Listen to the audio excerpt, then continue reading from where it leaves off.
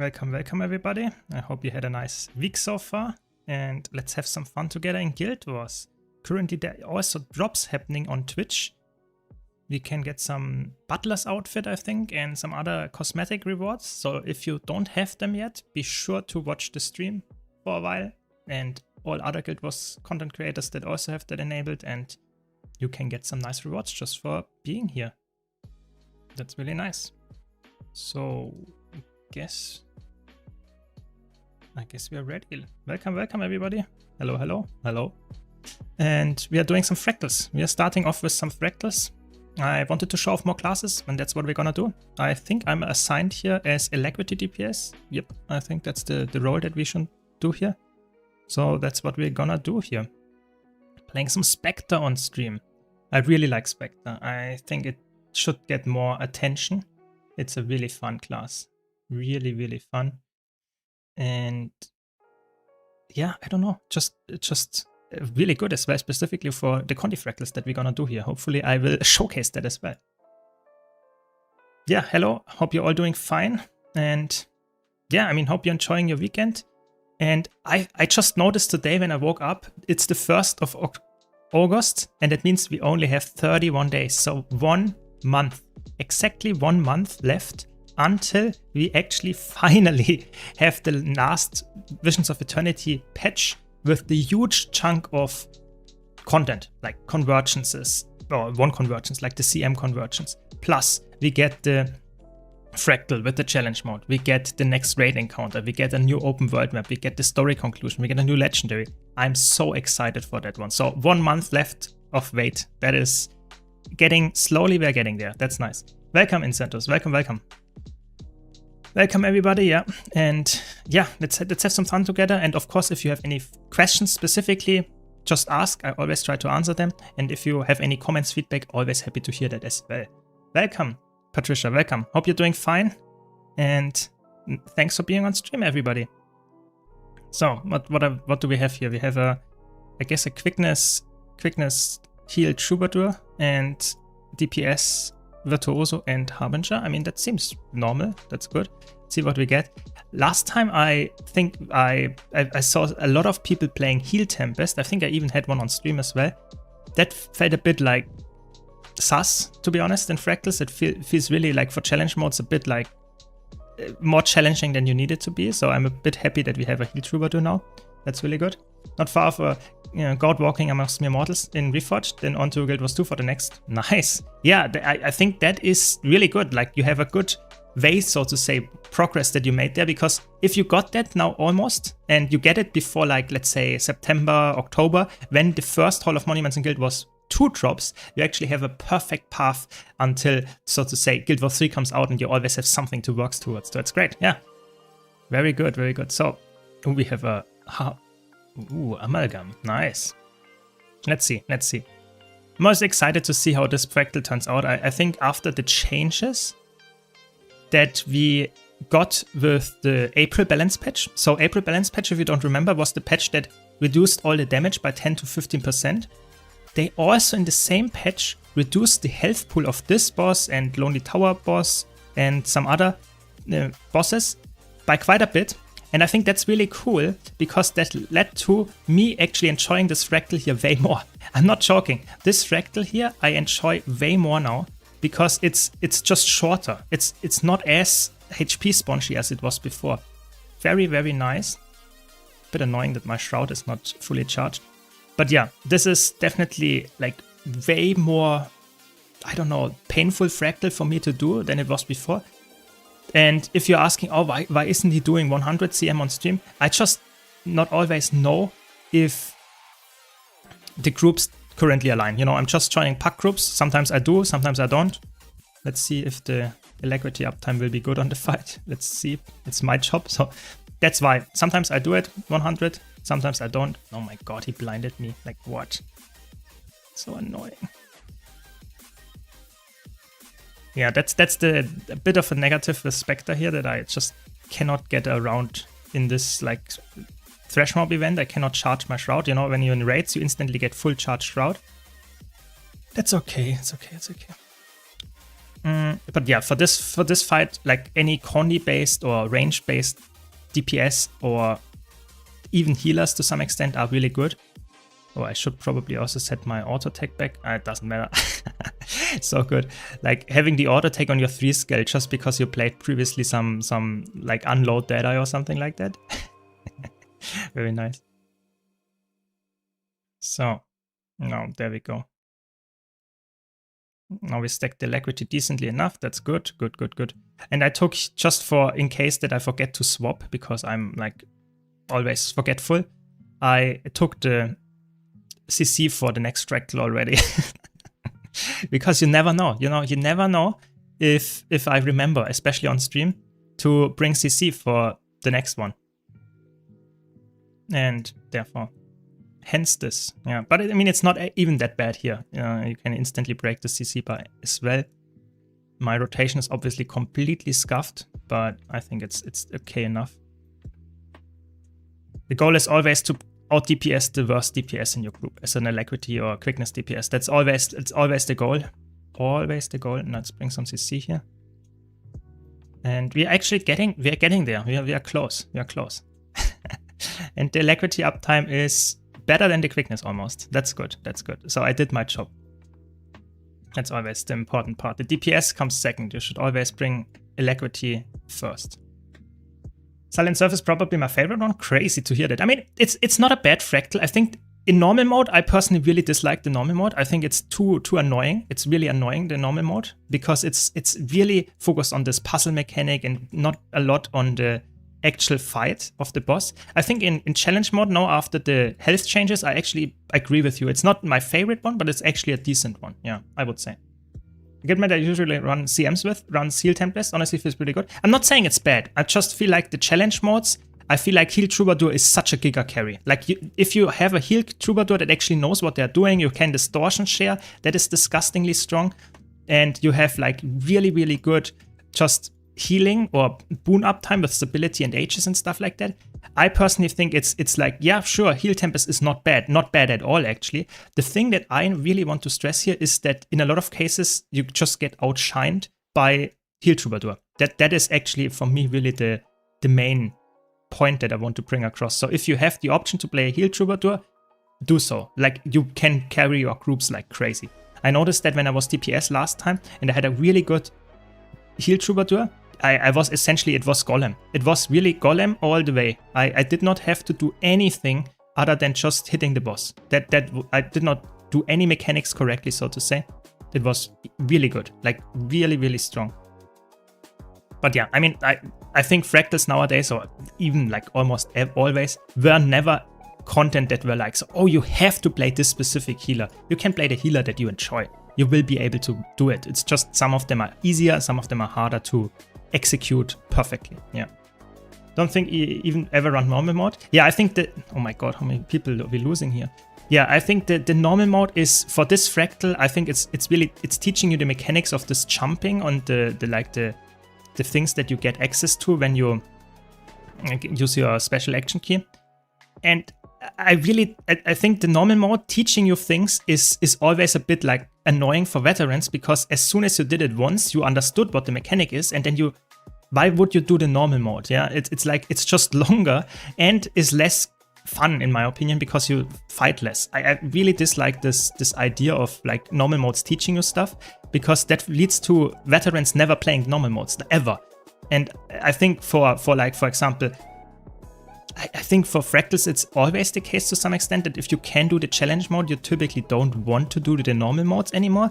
But I think for specifically fractals that are not even that fun, like this one in normal mode, I will never ever do the normal mode. I'm not joking. If there is a T4 group and they don't do this in challenge mode, I will not join them. I just don't. That is for like, it's a nightmare, or even like Shattered Observatory. I could see myself joining those groups if I really had very little time and I just want to do the dailies and no challenge modes at all. But for this one, never ever. Yeah. Can Heal Paragon also carry? Yes, Heal Paragon is also really good carry. Heal Paragon is, I would say, together with Heal Luminary and Heal Chronomancer, together those three are the second best, so to say. and Heal Spectre. Those 4 are the second best, so to say, after Heal Troubadour. I think Heal Troubadour is a little bit higher in fractals than any other healer, especially if you have a good Alacrity DPS. But Heal Luminary, Heal Paragon, Heal Spectre, and I guess Heal Firebrand and Heal Chronomancer, the old school ones, those 5 I guess are also, those are second level. I just feel like the distortion share, you will see that here if our Heal Troubadour does the good job, is really strong. Like you can just ignore the mechanic of this spreading and essentially squeeze in like 3-4 more seconds of DPSing, which doesn't sound like much, but that makes it for groups that don't have crazy good DPS easier to phase skip. It is really like surprisingly noticeable. You will see that here, yeah. You will see that here. No! I failed my... it's okay, it's okay. I was missing the wrong button here, that's okay, it's okay. We want to give alacrity to our party here, and now we should be able to see the skip. You see, we don't have to split here now, because our Heal Troubadour should use the, yep, Trust, very good. And that is like essentially a little bit of DPS. That does not sound like much, I know, but if you play this and frequently, you will notice. You will notice that this is actually carrying groups, and no other DPS healer can do that. Yeah, that is really, that is what I want to stress here. But it's not the only thing. Of course, it provides a lot of quickness easily. You have access to like crazy stability uptime, portals and stuff like that. So it is really good with other things as well, but that is something that is extremely unique. Yeah.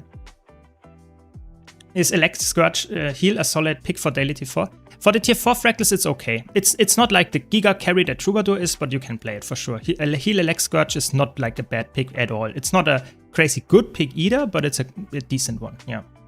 I would say if you enjoy it, go for it. Your group will say give a bit more stability, but that's pretty much like the only thing I would say. So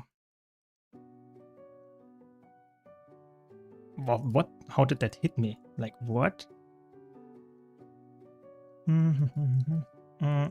For the stream, been enjoying your recent Paragon build a lot. Nice, glad you're enjoying it. Yeah, I mean, more to come, and hopefully also more for you to enjoy.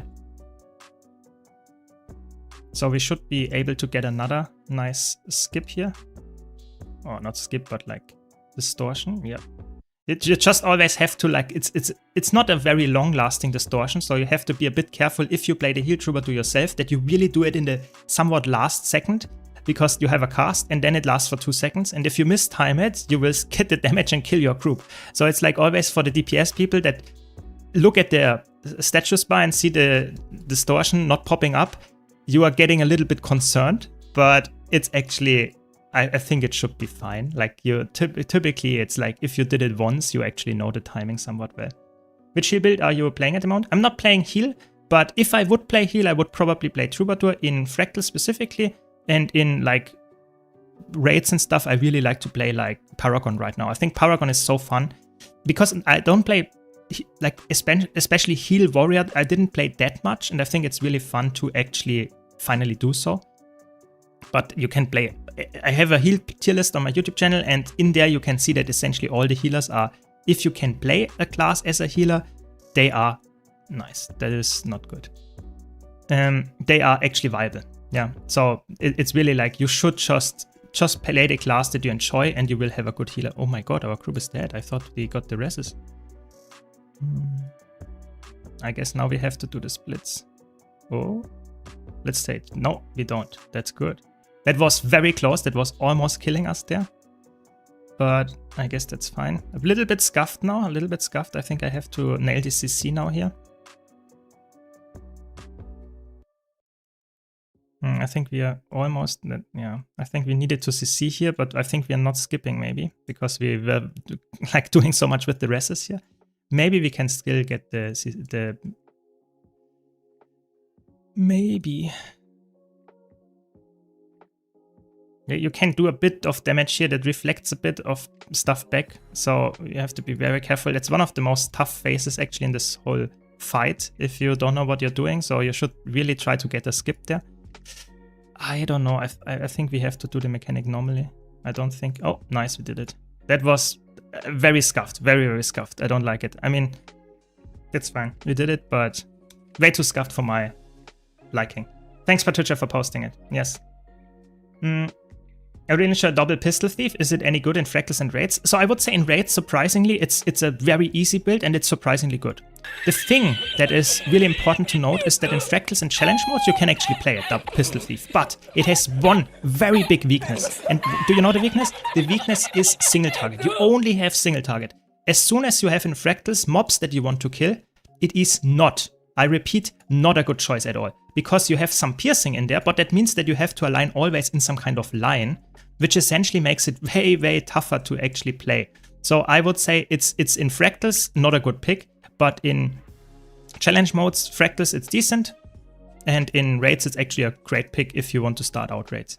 We can do the same thing here with the distortion share. That was very close, but we did it. Just want to have a little bit more alacrity. Normally I could drop out of the shroud earlier, just so that you know. Just want to make sure that I actually do my job as alacrity DPS and provide as much alacrity as I can. Now we should be able to get this phase and get in the middle. And now my job is of course to CC all the stuff. That's why I already brought the the Basilisk Venom, you know, by foresight of like 2 fractals ago. Very good. Okay. It should be fine here, very good. I kept my main CC for the second phase, the second round, because we have two things then. Some stability. Yeah, it's a bit annoying that you drop out of Shroud if you get hit by stuff too much. Ooh. That is... I don't trust the distortion there because it's longer. You know, the thing is, if the attacks are longer and the distortion only lasts 2 seconds, that can easily wipe your group. So I rather dodge here once. I have to be honest. But we made it. No one died yet. That's good. We need a bit more damage though. Now we need the CC. Now the part that always kills groups is because like they greed for DPS so much. I will CC this one.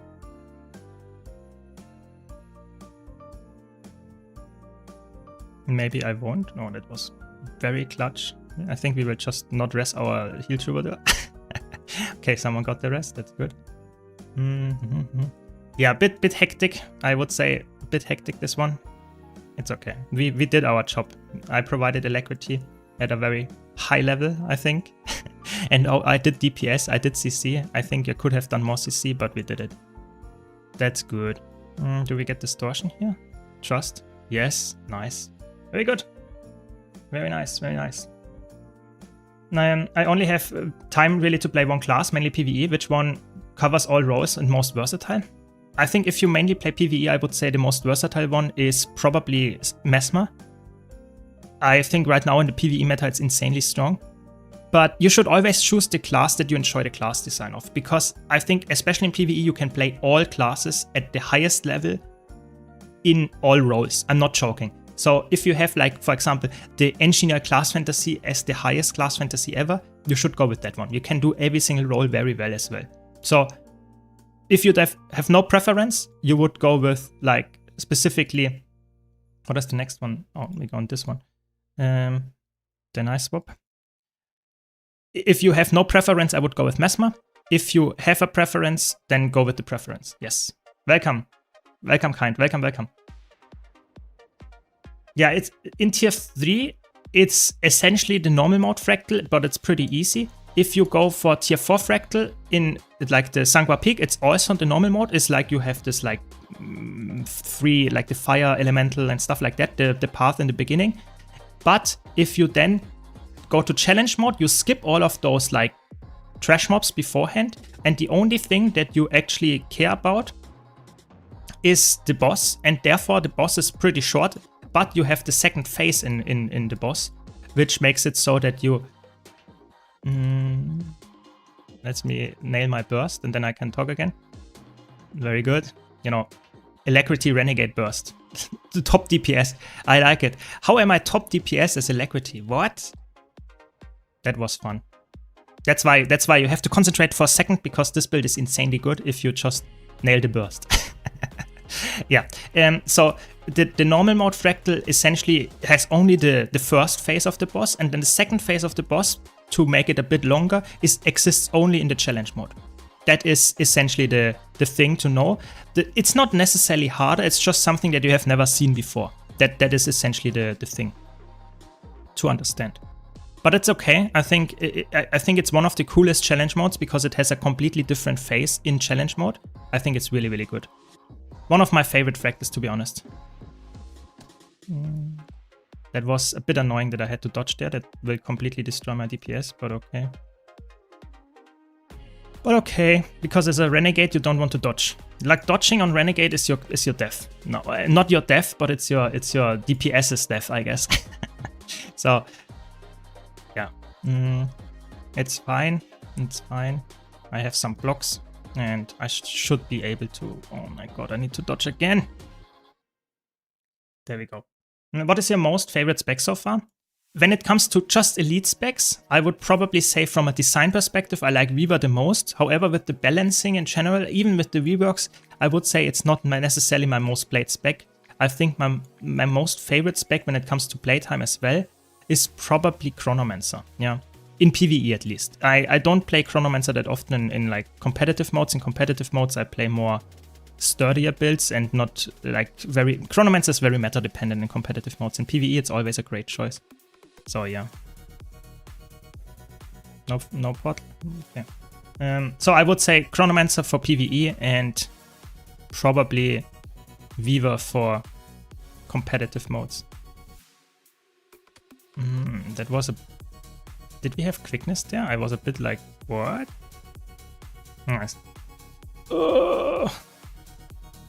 That was... Where did the healing go? It's fine, it's fine. We did it. It was, again, too scuffed for my liking, but we did it. Like, I'm happy. You know, I think it's only a 5. Ugh. Almost got the stun break. Yeah, that's sus. That's very sus. Dying in the last thing. But yeah, because the DPS delayed their burst for Defiance, that came only very late at the end. That is true, that is true, that is true. Yeah, the Defiance break bar here is like, in general, like nowadays for break bars and fractals, I would say with the burst and the damage output normal classes have now, with the just power creep over the years, I would always say break the Defiance break bar pretty fast in pack groups, just because like the fight is probably over if you delay it. Like, not that, you know, my burst landed quite well here, that's why I was top DPS as Alacrity, but yeah, I think break bars should be done pretty fast. Yeah. Yeah, even Warrior. Even Warrior is a good pick and very versatile if you want to play only PvE. It's a good pick for playing everything, yeah.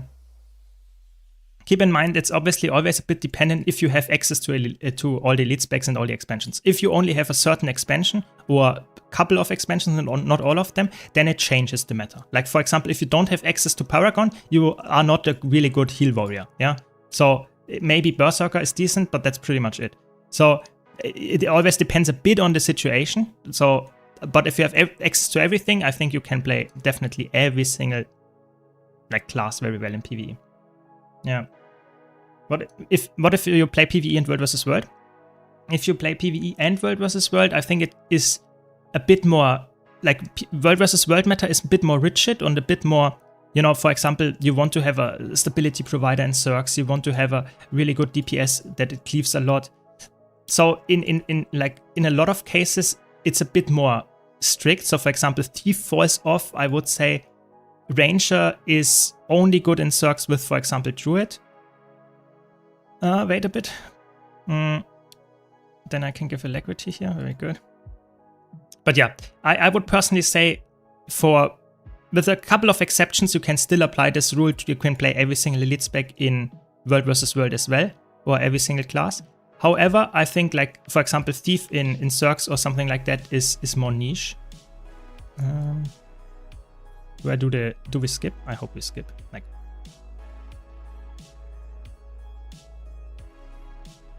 I guess we don't skip. I guess we don't skip. Normally we skip here because you can just like ignore all the mechanics. But it's okay. That's okay. Then I will just know it next time and can do the CC or the anomaly. Yeah, Renegade is really good right now, by the way, if I haven't said that enough. Renegade is extremely strong as like full DPS or Alacrity DPS in Fractals. It has a lot of damage. It has great burst and good utility as well. Bit late, but I trusted my provider here. That's good.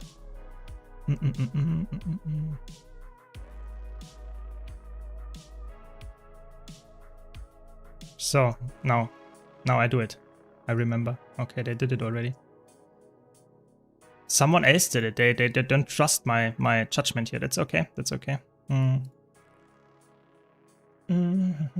Morning. Welcome, Wiz Alex. Welcome.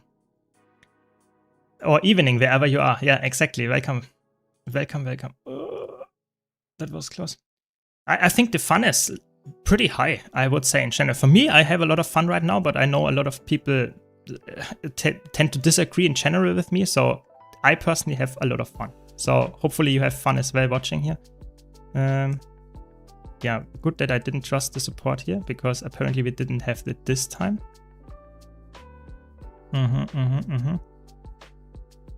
And I guess you always have to check your Alacrity uptime when you're playing Alacrity Renegade here. I think it was decent. Like, it was decent enough.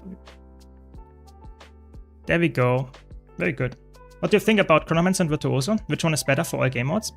So, right now, Chronomancer in PvP and World vs. World, especially PvP, is pretty not that good. Like, Chronomancer is always like either meta pick or it is not that good. And right now in PvP, it's not that good.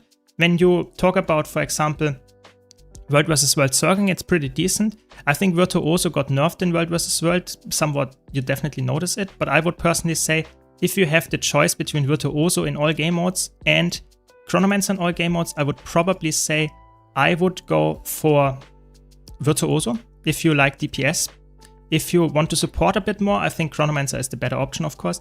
I think both of them are viable. I would not say one of them is better or worse than the other necessarily. It always depends a bit on the situation. I personally would go for Virtuoso. If I had the choice between those two and would play all roles in all game modes, I would probably go for Virtuoso, because Virtuoso is not as flexible as Chronomancer by any means, but it has the job of dealing DPS and it's really good at that, like in all game modes. Like, I'm not joking, it's really good at that in all game modes. Yeah. So if you want to be very flexible and supportive, I go for Chronomancer, but it's not crazy insane in competitive modes as a support right now. It is more of a PvE pick. In PvE, it's god tier, but in competitive modes, it's a bit like not that crazy. In World vs. World, it's actually okay. It's more like for the PvP. That's the problem, I would say. In PvP, it's really like, yeah, outclassed, sadly. Tend to disagree in general with me. Yeah, I mean, if you read my comments in the tier lists, I make a lot of tier lists and I really enjoy doing tier lists, and I think a lot of people enjoy watching them as well. The problem that I have is I cannot read every single comment anymore, because some people just don't even watch my tier list or don't watch the disclaimer of the tier list, but still comment under there and say something like, this guy doesn't have any clue about the game, or I disagree, why did you put this thing there? And it's just like they didn't even listen to what I said. They just said it's wrong. And I think that's just funny to me. And that's why I think, like, at this point, they just disagree to disagree in general. You know, that's what I think it's the case. Oh, that was way too many people on the anomaly. Way too many people there. That's okay. We did it. I heard some kind of festival for Vince is coming. Yes. I will do a guide about it. I will also give you some update there about how it functions. But in general, the festival of the Four Winds is a big. What are they doing? Yeah, let it come. A big gold sink, and if you're lucky, you get a huge chunk of like infusions that you then can sell on the trading post for profit. But a lot of times, it's just you sink your materials in there. I think I should maybe kill this thing. I'm never sure if my group actually skips the phase. Oh my god. Thought I was out there, but it's okay. Yeah, if we greed too much for DPS, we will now die. Do we actually get the kill? I don't know. If you, I should have greeded for DPS, to be honest, not killed the anomaly, and we would have like skipped this whole thing. That's why, you know, always like you are not knowing the limits of the pack groups. That's always the most, I don't know, concerning thing for me. I think I will just reset here. What? I didn't even know that was a thing. You can do that? That's crazy. That's funny. I did not know that. You can go back apparently. That's crazy. Yeah. MMO players are never happy either way. They keep doing what you're doing. The silent majority. Yeah, I agree. I think I like to do my videos, and a lot of people like watching that. I think in general, I would just continue. And if you have any feedback, constructive feedback, I'm always very happy to hear that. But if it's just like your opinion is shit, that doesn't help me. Yeah. So yeah, welcome chat, welcome, and welcome Pizza Hut, welcome. Yeah, how much test are you gonna gamble for this year's for Wind? Not that much. I do a bit on stream, I think. I have some material saved, but I really want to stress that I think it's not worth doing. Like, yeah, sure, you can get lucky, but I think you have to invest so much, like resources that you actually can not guarantee, but somewhat make it likely that you get something that I would say for most players, I would not recommend like getting involved in that. Yeah, I think spending your materials there, I would just sell them and you will probably be better off. Like, I'm not joking. Yeah. Yeah, glad you see that like that, chat. Welcome. Yeah. Do you happen to know when the actors hit their peak during the festival?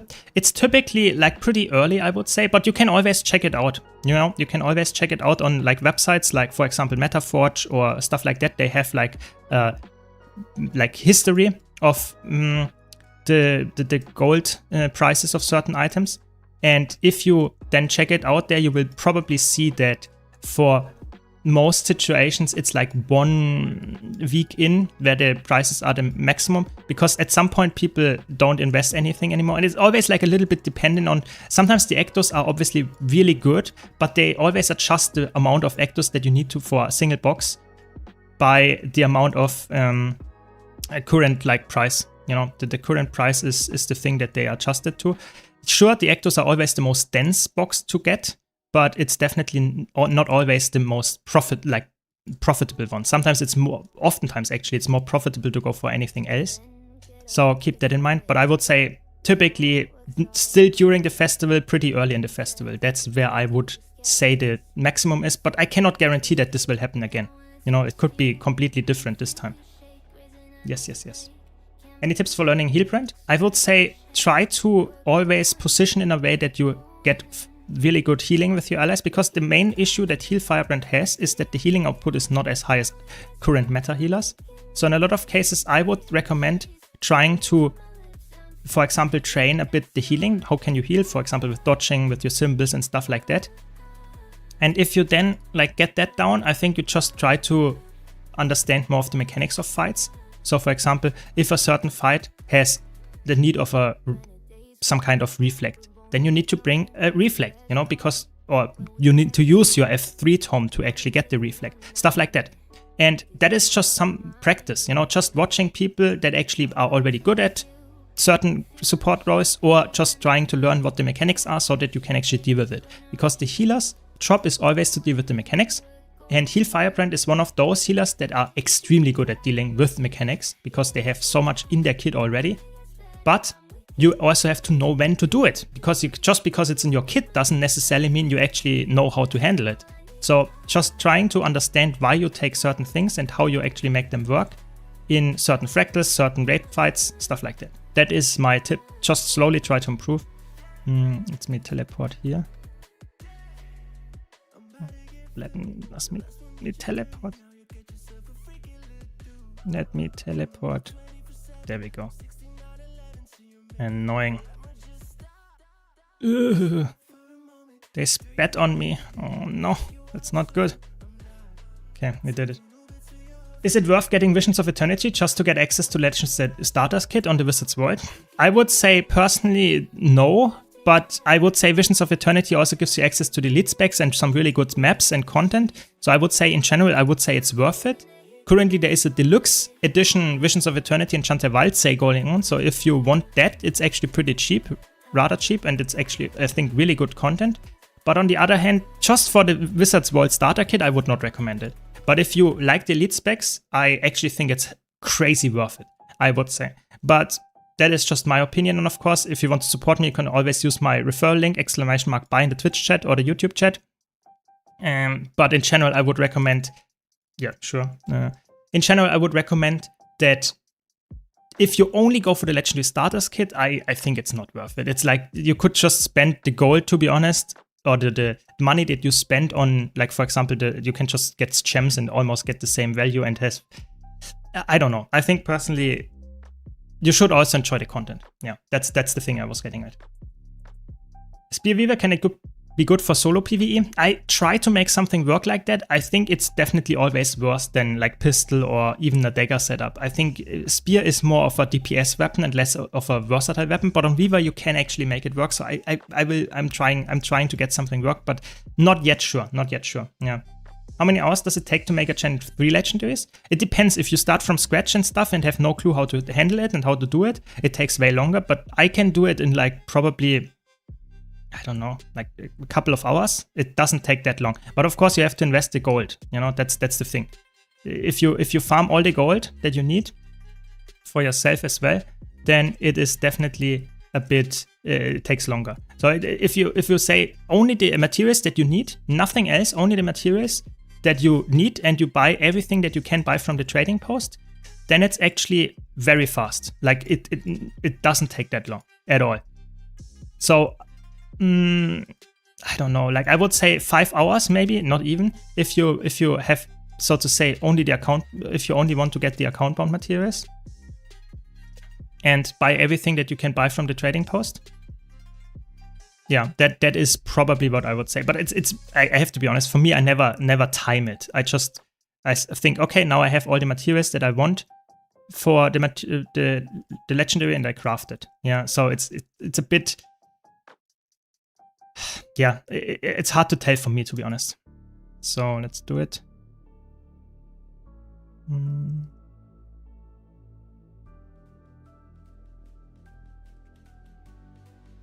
Yeah, I mean, I just think the whole time about it, how long I actually need, but I have to be honest, it's really tough. I would say a couple of hours. If you farm the gold, of course you have to invest like 1,000 gold or something.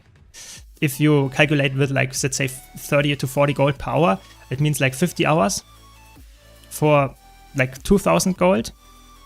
Maybe like, let's say essentially, I don't know, like 20 hours if you're good. Like maybe you need for the whole thing 20 hours, something like that. No, I need to dodge that. That's sad. Do you think it would be possible to make a half decent elementalist staff build now? So I saw someone play, I think it was Alacrity Condition Staff Tempest, and it was benching at like 20k DPS or something. So it was like you're somewhat trolling your group. So would I play that? Would I recommend playing that? Not really, but if you really want to play it, I guess you can. I don't know. I think for me personally, I would say staff needs some kind of rework. I don't really would say that staff DPS is like working in PvE at all. So I would say no. The answer is no. Sorry to say that. I really would like to have a DPS staff in PvE, but it's just not there. It really isn't. Yeah. Is there any reason ever to play a heal build in open world? There are some fights where healing is actually, I wouldn't say necessary, but can help. But in open world, typically, I would say healers are somewhat overkill. I would say that the biggest thing that you can go to, closest thing to healers, is probably playing some kind of celestial healer. That is pretty decent. Like, for example, Celestial Tempest or something like that. I think that is a decent pick. Yeah, because that is actually helping your team and you have some damage. So I think that's a well-rounded situation. Yeah, but I really want to stress that if you play a full-fledged healer, let's say you play heal troubadour or something in like open world, that will just in the end like I personally think it decreases the fun that you have, because you just hit like a wet noodle and the healing is not necessary, so you don't even carry your groups. That's my opinion there, but maybe you don't agree with that and you can play it. Open world is like you can play anything, but I would recommend, if you want to play a healer, play a celestial one, but that's not even that one is necessary, strictly speaking. Yeah. What are some of the top gold making methods? Like I'm doing one of them right now, like doing daily challenge mode fractals and normal mode fractals. That is extremely lucrative. Just daily gives you a lot of decent amount of gold on top of it. It's obviously it's a daily farm, so it's not something that you can do like 24/7. But if you have multiple accounts, you could do it 24/7. But some other gold farms that you can do is, of course, like you can do convergence stuff. You can do in like, for example, rift hunting is not bad as well if you know how to do it. There are a lot of gold farms that are actually pretty decent, but of course the ones in the open world is obviously oftentimes some a bit more brain off ones, and the ones in the instances, like for example fractals here, are a bit more like you have to know a bit more about the game to make them really well working, but they are also more rewarding. So for example, this challenge mode run, if you have a good group, you take like 1 hour for the fractals, the daily fractals and the challenge mode, you get like 50 gold or even more, 60 to 70, depends. That is huge. Like you get, and you do that daily, you get a lot of gold that way, yeah, per month. But of course, yeah, always depends on the situation that you are in. Yeah. It's so sad that they did to staff reducing it to a support weapon. Yeah, I agree. I think like, I really want to stress it. I think support weapon as a, like staff as a support weapon is completely fine, but I think it should be the option and it should not be the only thing. I always say that here on stream. I think it would be so good to have a trait like in fire or in air that just says lose all your supportive capability of staff, but get more offense capabilities. And that would be like, that would solve the issue. People can play support staff or can play DPS staff.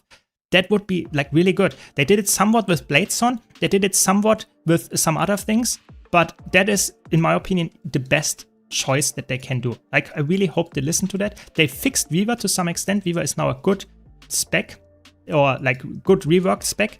I think if they listen to us there as well, I think it's actually pretty solid. I think staff can be a really good DPS weapon. It's just, it needs some reworks. So yeah, that it actually helps the player and not just you force it on a weapon and it just doesn't have enough. Yeah. Old Heart of the Mist. Yeah, I remember that one. There were a lot of cool memories there. True. For sure. Yeah. I mean, you also have, like, for example, currently the condition DPS Chronomancer is the highest benchmark. It's extremely high.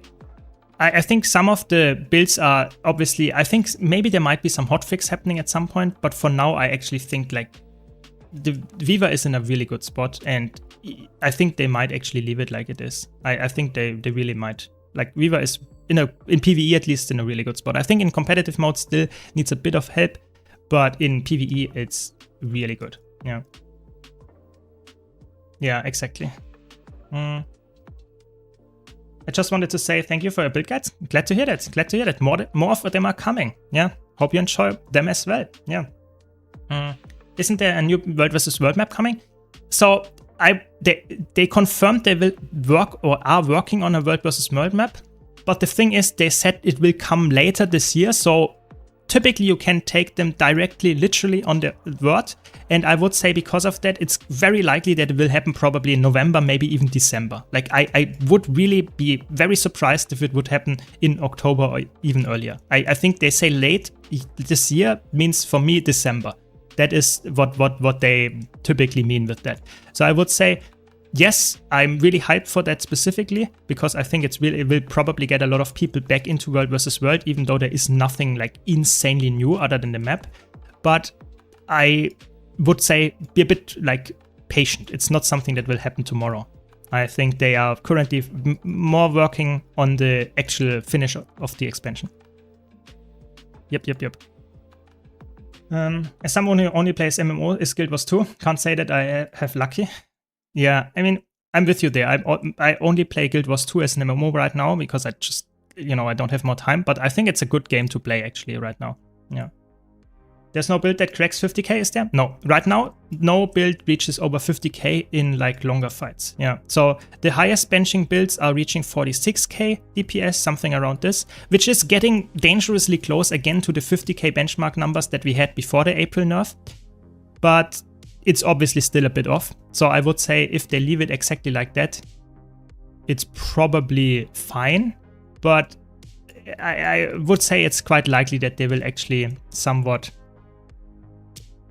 over the course of time, increase again the benchmark. I would be very surprised if it will stay like exactly that for the next 2 years. It's just like if you do reworks, if you do release some new skills, new attacks, whatever they will do in the future, power creep will happen. Not having any power creep is very unlikely for almost all MMOs or live service games actually. So I would say right now, yeah, it's somewhat staying around 45k, 46k. But for most players, it will probably slowly increase.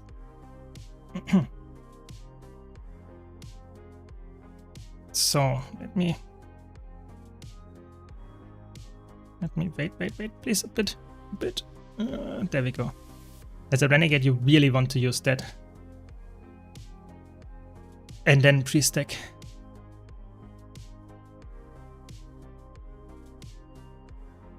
So let's see. Concentrate again. I don't want to die to the first attack. The chill was almost killing me there. It almost got me. That was a bit annoying, but okay. That's fine, that's fine. Oh, I'm the target. What would you say to someone who thinks Guild Wars 2 horizontal progression is worse than World of Warcraft and Final Fantasy's vertical progression? I would personally say that it is heavily dependent on what you say is good or bad in games. I would say if you are someone that likes to chase a carrot, I think Guild Wars 2 is a bad game for you because you have to find your own carrot to chase. Yeah. If you are someone that has like not a lot of time or does not want to be forced to play every single day, then I think it's a great game for exactly that. So I would personally say it heavily depends on how you sell it. I personally think the biggest strength of Guild Wars 2 is that you can play the game as a sandbox game and you're not forced to play certain aspects of the game every single time or every single day. Other players would say I'm really disliking this, that I'm so open about what I can do and what I cannot do in this game. Yeah, I think it heavily depends how you sell it. I will read you a message in a second, chat. It's too long to read during this fractal. I'm really scared to die if I read the message now. So we will not do that. I don't want to grieve my group here. Nice, we have another CC. Let's get the CC down. And we should be fine. There we go. I had an idea that I wonder if you think about would solve problems. In open world matters, you have pre-events that get progressively harder. The higher your group can clear, the harder and more rewarding the meta gets. For example, dragons become like lounge or even higher. You could give titles. I think that would be really cool, but the problem is like organizing that stuff. So I think open world is a lot of players are casual and they just randomly show up and get stuff done. If you need organization to get better rewards, that already leads to some toxicity. We see that, or we saw that with Dragon's End.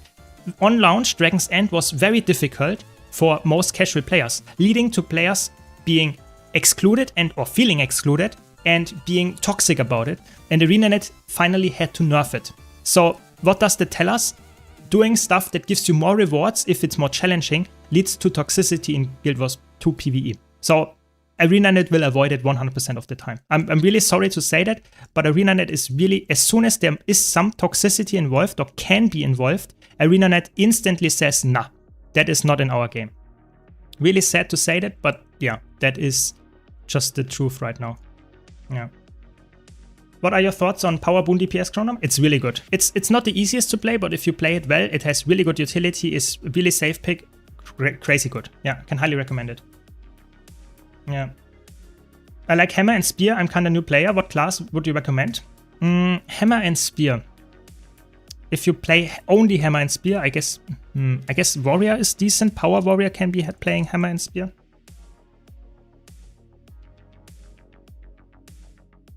Sorry, some hydration necessary at some point. What else? I guess Untamed is pretty good. Or in general, like you can play some kind of Ranger.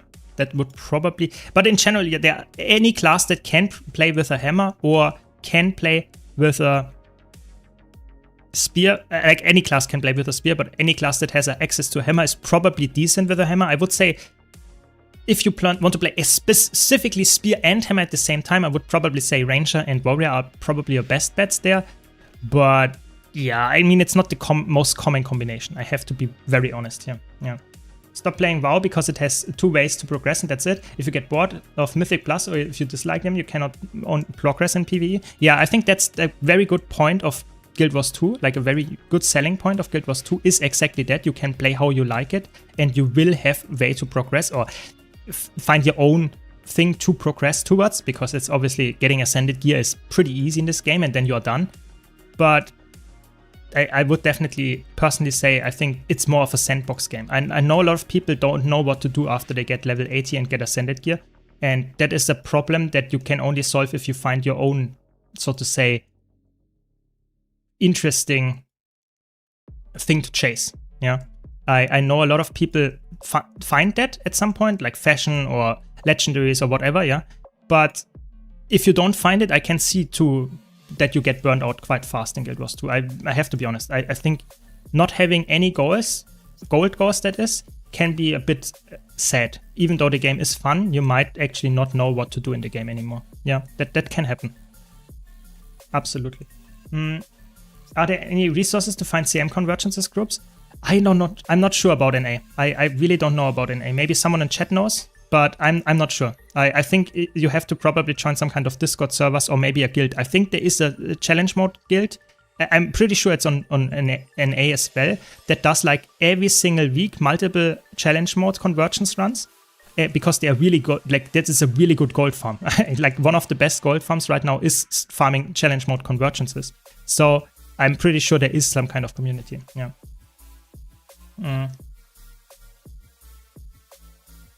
It doesn't need to have to be specifically spear and hammer, but the one that themes the main weapon. So spear can be used by all classes. So spear, I would just say play the class that you enjoy the class fantasy of. Like, every single class has a really good build with spear. Spear is just like, that is the signature weapon of Chante Wilds. So every class has access to that. If you're talking about hammer, you can play Guardian, you can play Revenant, you can play Warrior, you can play Ranger and Engineer. Those 5 classes have access to hammer. However, I would say specifically Guardian is a little bit, I wouldn't say lackluster, but it's a bit more restricted when you can use the hammer. Hammer is more of a weapon that is for people that don't want to press a lot of buttons. It's in PvE. That's pretty much the main purpose of hammer. If you like to play like more actively, I would say either play probably in PvE right now, Revenant hammer is pretty good and Warrior hammer are really good and Engineer hammer is always amazing. And if you play specifically Untamed, hammer is really good as well there. Hammer, Untamed, hammer, Soul Beast, those are great. On Druid, for example, on Ranger it's not that good, and on Gale Shot it's also not that great. So it always depends a bit on the specs, but those 5 that I mentioned, Engineer, Ranger, Warrior, Revenant, and Guardian, those 5 have access to hammer, and then you can play spear with it as well. So choose one of those 5 where you like it the most. Yeah, the class fantasy. My guild does some conversion CMs. It's called Wild. Yeah, glad to know that. Thanks, Daddy, for sharing. Hopefully, maybe you can reach out to Daddy and they will give you some tips or maybe even invite you to the guild as well. Are the convergence reward weekly gated? So yes, the convergence rewards are, some of them are weekly gated. You can also get daily rewards for just completing, for example, you get a daily reward chest and you get some weekly rewards. So I think if you want to get the maximum out of it, you only do it like 3 times per week or something. That would be the perfect way to do it. But I think the rewards are really good. And if you min-max, you can actually get a lot of gold. Like, the convergences give you a huge chunk of gold. So if you want to min-max, do it only 3 times a week. But I think it's worth doing even more than that. Yeah. The specs you mentioned are playable in open world and dungeons? Yes. In PvE, everything is really good. Like in PvE, I made tier lists and you can check them out and they are very up to date. I just released like one last week and I will release more this week. So if you are into the absolute meta of things, you can always check out the tier lists. But I always say in the beginning of my tier lists that every single spec, every single elite spec even, is in PvE, can be played in all content and can be like really good at it. And so really just focus on those things that you enjoy and you will have a good elite spec and good thing to fill. It's for new player really like uncommon that you see that, but it's really the case. Like Guild Wars 2 balancing in PvE is extremely lenient in that way. You can play anything and you will be able to clear everything. Yeah, sure, it might not be the absolutely optimal meta, but that doesn't mean that you will not be able to clear it. And it's not even that hard. It's just some of the things are like a minute faster if you optimize it, and some of the things are like a minute slower. Yeah, sure. But is that really killing your fun if you enjoy the spec? No, it is not. So that is my takeaway message here. Nice, we did it. It's one of the more annoying fractals, to be honest. When I can play on that craft setting, my PC as a potato. So I have my settings are like this. I try to have the character model on lowest and the effect LOD off, or whatever you want to tell it, like switched, like check this box in PvE. I will play some PvP later. I will play some PvP later. And then I will change the settings because we have less character models on the screen, and then it gets a bit, like, so to say, like more important to see every single attack, and you don't stress your PC too much. But I think I can understand that Guild Wars 2, the graphics are actually pretty important. If you change some certain settings, you can get way more FPS than if you don't change the settings. Yeah, I think they're working also in the background on some performance updates. So we will see that hopefully at some point as well. They confirmed that like a while ago. But for now, we have to adjust it to our PC's hardware for sure. What are the best methods for legendary armor? You mean farming it?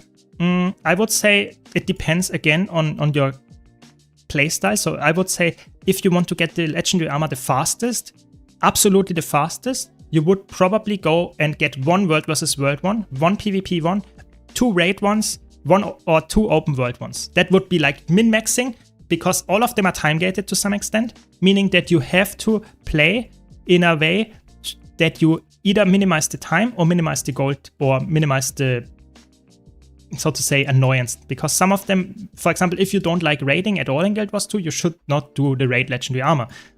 But if you don't mind doing it, it's a very fast way of getting it.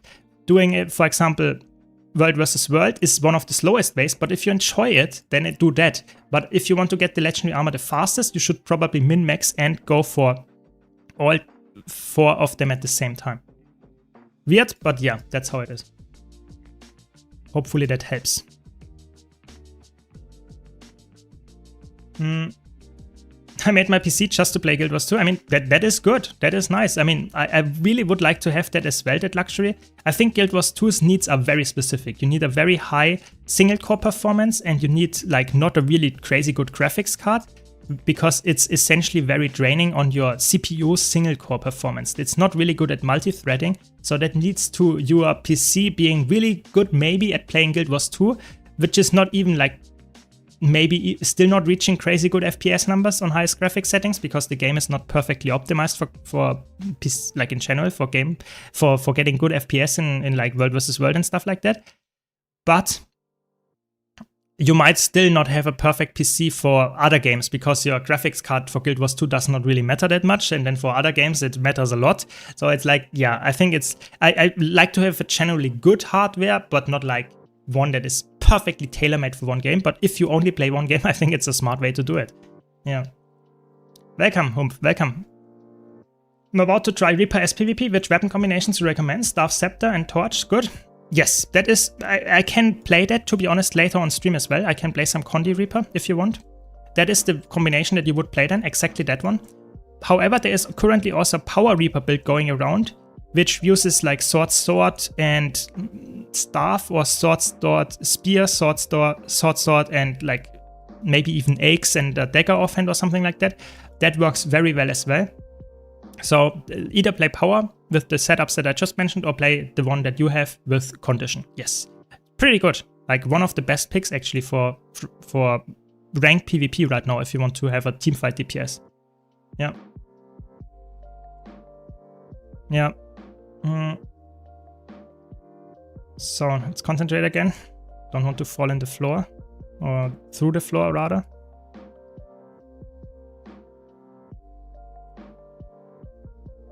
No. Okay, did it. So far, so good. Is that the last Fractal of today? I think it is. I'm mostly a console gamer, but I made my PC just for Guild Wars 2. I mean, that makes sense. That makes sense. If you play really only Guild Wars 2 on the PC, then it makes sense to actually optimize it. But I play other games sometimes as well. And for example, I obviously render a lot with my editing, and I need to record stuff while I play the game. So I think it's more important to have other features as well, and not only perfectly optimized for Guild Wars 2. But I totally get your way of thinking there, for sure. What targeting settings do you use in combat? For combat, I use... Where is it? Where is it? Somewhere here. Yeah, instant ground targeting. Because it's, for me, I just got accustomed to it. I know some people that's too fast and they don't know exactly where to put their stuff. But for me, I have instant ground targeting on because it leads to me being able to essentially attack as fast as I can. Like, there is no downtime at all. I know some people want to see where the cursor is or where the attack will go, the AoE attack. But for me personally, I think that is not necessary because I played the game for so much that I actually completely know where everything is, like how fast, how long it is. And if you use that, I would also recommend lock ground target at maximum skill range, because that means that if I cast something and have my mouse there, which would not be able to cast it normally, I can still cast it and it will make the attack and the, so to say, maximum range. Those two things combined are really good, but you have to find a solution for yourself. Some people just cannot get used to that, and then you should choose what is good for you. Settings is always something very personal. You know, some people say, what are your graphics settings, or what are your, more importantly, keybinds? And I can tell them my keybinds, but that doesn't mean that you should do the same keybinds. Yeah, some of the keybinds are just personal for me. Okay, we are done. Very good. Very nice. Very nice. I'm currently level 70 in Guild Wars 2, but I'm worried about the game keeping me interested after hitting level 80. How has been the game for you after hitting level 80? I mean, that's a good question. I would say it is opening up and it does not teach you that much anymore. So in the sense, in the way to level 80 is more of like a tutorial. And as soon as you hit level 80, you essentially say, now I'm in the sandbox mode. So I can decide, what do I want to do? Do I want to play fractals, so 5-person instant content? Do I want to play, I don't know, open world? Do I want to chase a legendary? Do I want to play world versus world? Stuff like that. And it completely changes how you approach the game. And it's really interesting and really fun. But you should always find a way that is fun to you. I personally like it a lot. But I know some people, yeah, are a bit like... It's not always for everybody. Let's say it like that. I think we might have to go with Corrupt Boon now. Corrupt Boon is such a good skill now. Maybe we have to do that now. And go for another stun break here. Yeah, I think that might be the way now. That might be the way. Yeah, I think that's good. Welcome, Conflux. Welcome. Hope you're all doing fine today, and as usual, if I skipped any of your questions or just did not answer it well enough, just ask again. That's really important to me. Sometimes I just have to concentrate on the game or answer too long on another question. Just ask again. Sometimes I just don't hear it. Yeah. Can I get your opinion on low intensity useful Zerg professions? Oh, that's tough. In competitive modes, and that's World vs. World, Zerg is a competitive mode to me. It's always the same answer that I want to give you here. You can play low intensity builds or builds that are easier to perform on, but at the same time, and that really keep that in mind, you will also decrease the amount of, so to say, output you can get with your build. Because in PvE, it's enough to clear the content. But in World vs. World or PvP specifically, if you play a build that has a high, so to say, high skill floor, means that it's probably also somewhat high performing if you pull it off. If you play a low intensity build, however, in PvP or World vs. World, it is also not as good. And if you have opponents that actually know what they're doing with a skillful build, means that they will just straight up win. Therefore, I would recommend playing a build that is like supportive or tanky, and then you don't get punished as much. So I would probably recommend like some kind of like heal druid, like heal probably luminary, something like this. Heal troubadour and zergs, they are pretty approachable, somewhat easy to understand, and tanky, so pretty forgiving. That is what I would recommend. It's not necessarily low intensity, but you don't have to press all the buttons to begin with. So I would say that's my, like, so to say, my advice, but I would say it's always worse than playing something full-fledged with all the skill buttons. I really have to stress that. So what do we have here? Oh my god. They have a Deadeye and a Gunflame Warrior. Oh my god, do I want to play that against, like, do I want to play Reaper here, which is very slow? I'm not sure. Maybe I have to play Side Note here. I'm really sorry. I wanted to play Reaper maybe in the next match, but in this match I will just get one shot from range all the time. It's not good. Or be gun on all the time. Best advice for new player when it comes to keybinds is to sit on the golem and see what feels right, I think. Yeah, I think everyone should find their own keybinds. You know, some people really enjoy having like the keys here very close to their, like, whatever they use, the movement skills. Some people like to have that bound to their mouse. You have to find a way that is good working for you. And you should spend the time in the beginning when you hit level 80 or while you level to level 80. And then if you get accustomed to it, you stick with it. That's my tip. Yeah. Welcome to you. Welcome. For open world and instance PvE, I can't decide on the main between Necromancer, Guardian, or Revenant. I like Greatsword and Swords as a weapon. I would personally say Revenant is really good with Greatsword and Swords specifically, but Guardian is more flexible. I would say if you really want to only play those, then I would go with Revenant. Power Revenant uses exactly those, setup for weapons. For Guardian, it's not the best option, but you can play it. Yeah.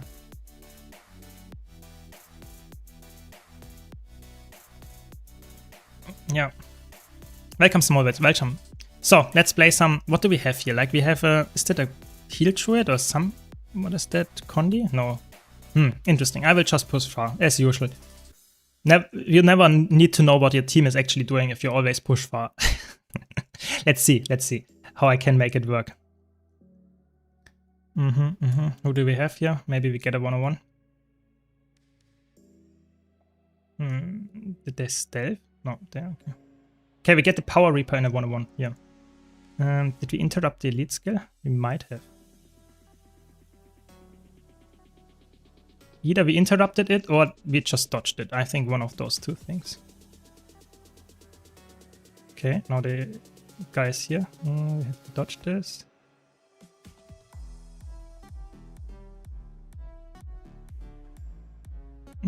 I think we have to be a bit careful here. I wanted to greet for the kill, but they have so much. Okay, very good. Dodge this. Go back in, CCing.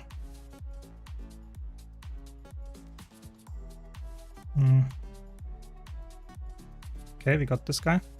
Now we get this guy. It's a power herald? I think it's a power herald. They should be dead here, nice. Got this, nice. I think that is a pretty clean match. Pretty clean. Yeah, as a side note, you always have to be a bit like, you know, if you know, you have to know your limits. Side noting is actually one of the easiest roles to play in PvE. You just have to know the limits. So if you're in a 1-on-1 and you see you're losing, you have to disengage. If you see you get outnumbered, you know your limits. Sometimes you can keep going on the node, trying to get actually kills, or you need to disengage as well and kite a bit. But if you kite too late, you die off node, and that's a really bad thing. So you have to always find a middle ground there. Should I go to middle now? To get decapped then? Yeah. I think it's better to head middle here.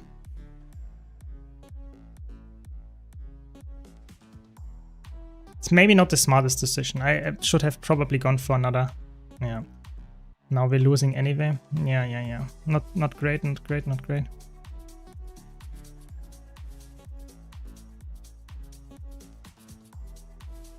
Nice, we dodged the key attacks here. Very good, very good. Maybe we can get a kill here. Nope, we got completely destroyed. The Reaper, like, slow was killing me there. It's fine. It's fine. Maybe, I don't know if the rest here is smart against 2 people.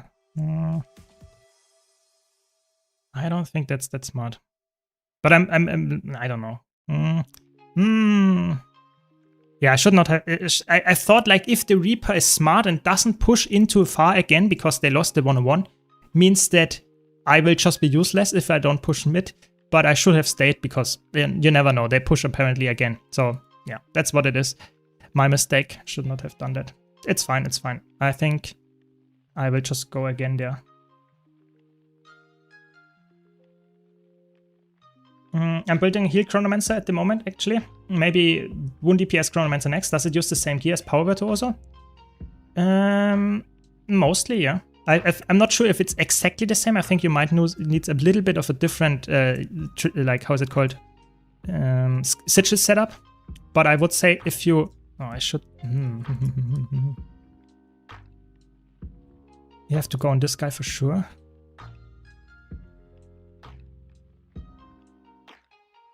Come on, stability. Yeah, I think it's actually pretty similar. I think now after the buffs to Chronomancer crit chance, I think it's actually a pretty similar power. Okay, it's not a Gunflame Warrior. That's actually... I could have played Reaper in this match, to be honest then. Because I had a lot of corruption. Ooh.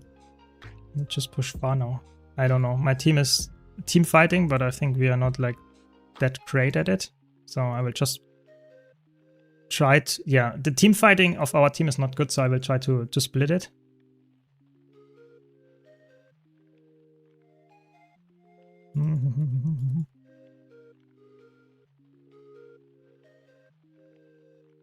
Ugh. There's so many people everywhere. Like,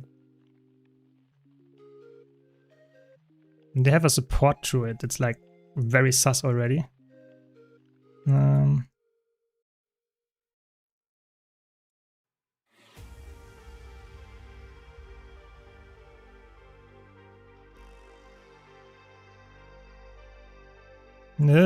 I have to concentrate here a bit, so sorry for no commenting here. But I guess I'm pretty fine here, because it's just a support and a Condi Herald or something like that. That's okay, we take those.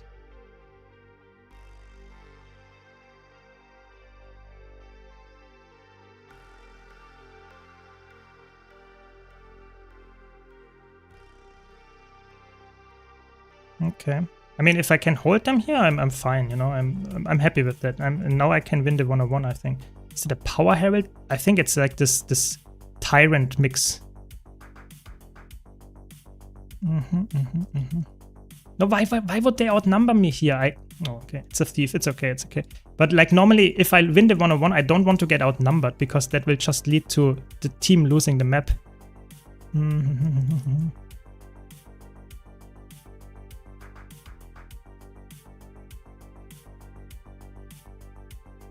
So is that like a good state? Do we want to have a 1-on-1, a 1v2, not 2v2 actually here with a thief? I don't know. That is not. I don't know. It seems a bit sketchy.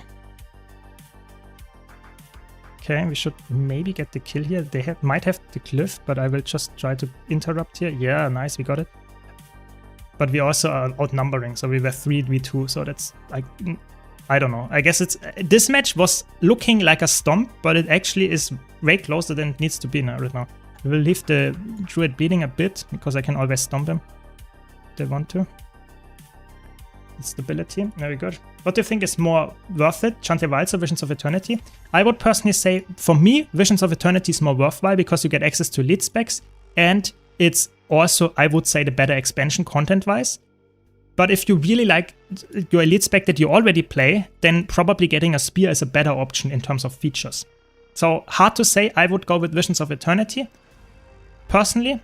but I know some people would disagree with this. So it's always a personal choice after all. Yeah.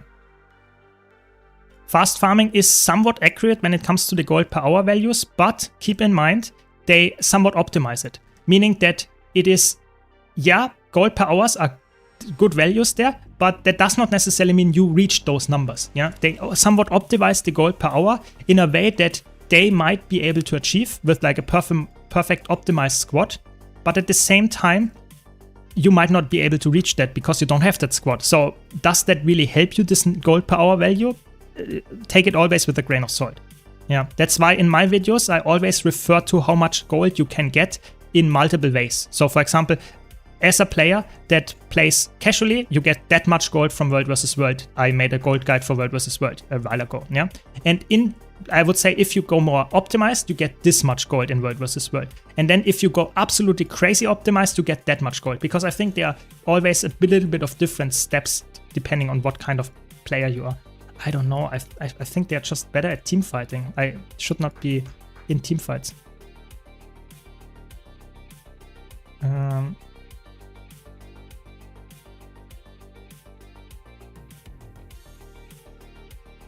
Okay. Wait, they have a support Paragon and a support Druid? What? That's actually insane. I did not even notice that at first. I thought like one of them is like somewhat more side nodey or bruisery, but no. That's why we're losing all the team fights, because the Conduit or the Herald can free cast.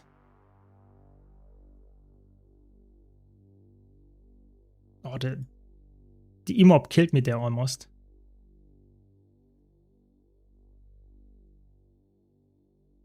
Okay. And if I just hold the node here, we will win. I mean, against the bunker setup from them, it should not be that hard to hold the node.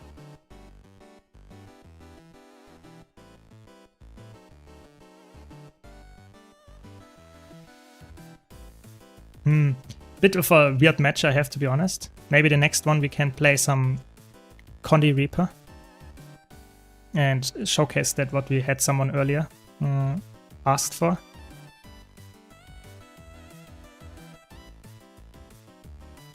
Yeah, I mean, that was a really weird match, I have to be honest, really weird. I did one mistake in the beginning, but after that I think it was pretty okay, like not that many rotational mistakes.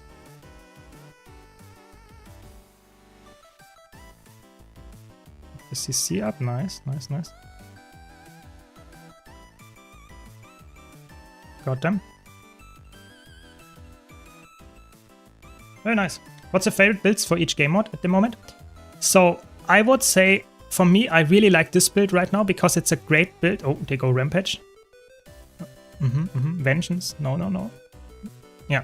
So for me right now, I would say this build in PvP is, in my opinion, the best one to play. It's not, people don't like to play against it, but I really like playing it because it's like I have carry potential, I have a fun gameplay loop, and that one is for me my favorite PvP build. When it comes to World vs. World roaming, we can play that now as well again a bit. I really enjoy right now Conduit. Condition Conduit is actually really fun. Yesterday I played on Reset a couple of minutes of Conduit roaming, and the burst is really crazy. It's really fun. It's such a fun build. So maybe we can get that going as well. So let's see. But yeah, in general, I would say those two would be my picks for the competitive modes, and for PvE, it's really tough. Like PvE, oh boy, I'm not completely sure what I would answer there. For PvE, my favorite build right now, really tough. Probably Condition Harbinger. Yeah, I actually really enjoy Condition Harbinger. I did not play it on stream that much. I think I played it last week during one Fractal. Or 2 fractals. It is really fun. Really fast, really good damage, extremely high benchmark number as well. Good CC, skillful build. It's really good. Those would be my 3 picks for now. Yeah. Yeah. Glad to help, Akin. Glad to help, glad to help. Do you play other games than Guild Wars 2? I play some other games as well, but not even remotely as, like, so to say, high level or so much experience as I have in Guild Wars 2. Yeah, not even remotely.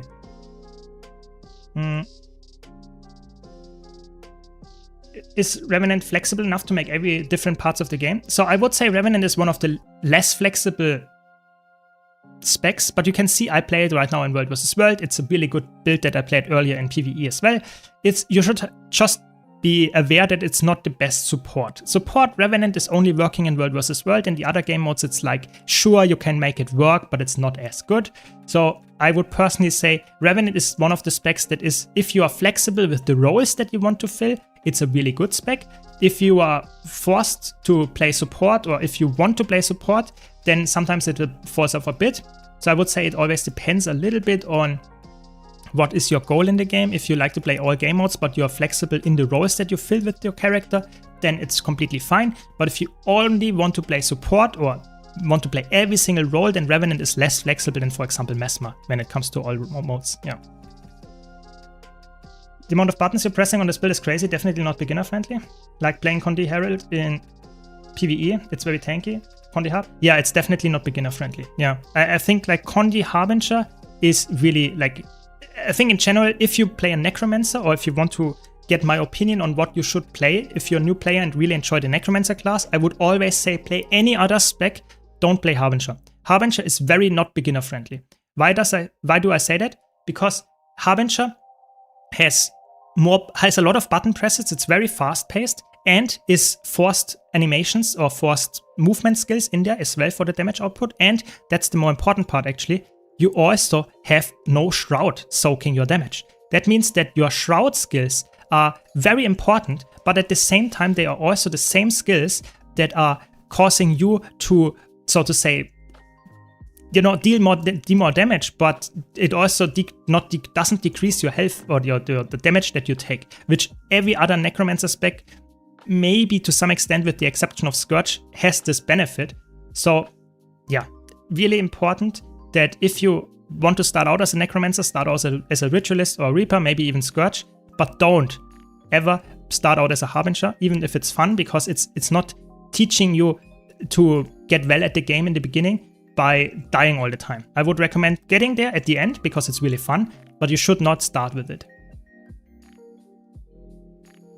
Yeah. Do you go with your own type of thing for PvP builds? So I have PvP guides as well, but the problem is PvP is a rather niche game mode, so I don't have like that many recent ones anymore. I typically... there are a lot of people here. I will be careful. Typically I would be a bit like, so to say, I would go maybe to Meta Battle, maybe to any other PvP website. They have typically that, but I also have, like, for example, some updates when it comes, for example, to the meta in monthly automated tournaments. I have a series. Typically this month I did a tier list instead, but typically I have a series where I always talk about the top played builds and showcase them as well. So, oh, we almost got the heal skill interrupt, but it flew too slowly. That's okay. Yeah, I would say I will do more videos about PvP in the future as well, but for now I would say Meta Battle is probably your best bet. Guild Gen works. You can, like, Hardstack has some builds there. What else there? Like, the guild has some builds. You should, like, there are some, but they are not always up to date. So that's why PvP, niche game mode, not the most active build generator, I would say. Yeah. You have the analytic mind of an RPG player. What was your first MMO and your first RPG, and where did you get into the game genre? So my first MMO was, I don't know, back in 2010. Like, I was pretty young back then. I played Star Trek Online. I don't know if you know that one. That is like I'm not even sure if it still exists at this point. It's a game like about Star Trek, obviously, and it's like just essentially a Star Trek MMO. I just started playing that, and my first RPG was like, I started playing Guild Wars in 2013. So that was probably my first RPG in that regard to some extent, at least fantasy RPG. But if you mean really classic, not MMO RPG, I would probably say Path of Exile was my really, like, I played a lot of Path of Exile 1. Like, yeah, that would probably be my picks there if you want to nail me down on the answer of the question there. Yeah.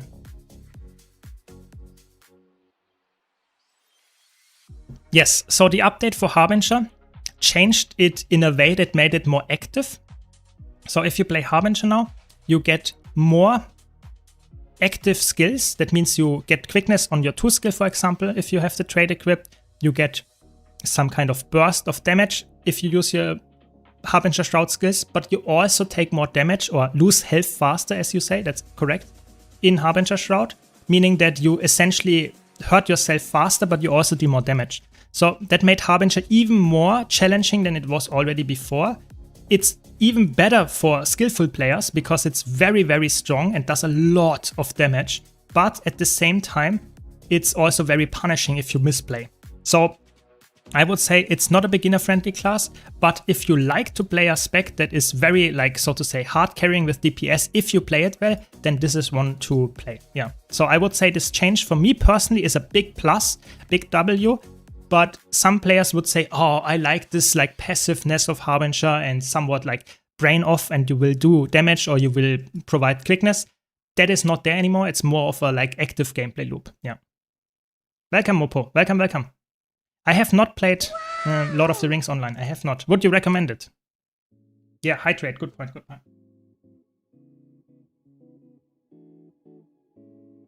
Yes, I think it's too late to buy Ectos now. Ectos, typically you can say Ectos, you can see some kind of steady increase over the last few months, building up towards Festival of the Four Winds. So I would say now it's too late to invest in Ectos. If you want to make a profit selling them, if you just buy them to gamble for yourself, that is fine. That is obviously still better than waiting for the festival. I would say because of today is the 1st of August and the festival drops on the 11th of August, you have 10 days left. So I would say it's too late for investing now, but if you want to gamble for yourself, it's okay. Yeah. Okay, so you would not recommend it. Okay, good to know, good to know. You said you enjoy roguelikes in the past. You should check out Pathenix. Yeah, I think it's... I heard about that one. It's actually really cool. I like this idea a lot, like this biologic like entity that you can build up and build craft around. I think that looks really good. The problem is, like, would you watch that on stream here as well? Because it's so, like, there is almost no overlap between roguelikes and MMOs. It's actually somewhat the complete opposite. You know, a roguelike is a game where you reset your progress every single time you start a run.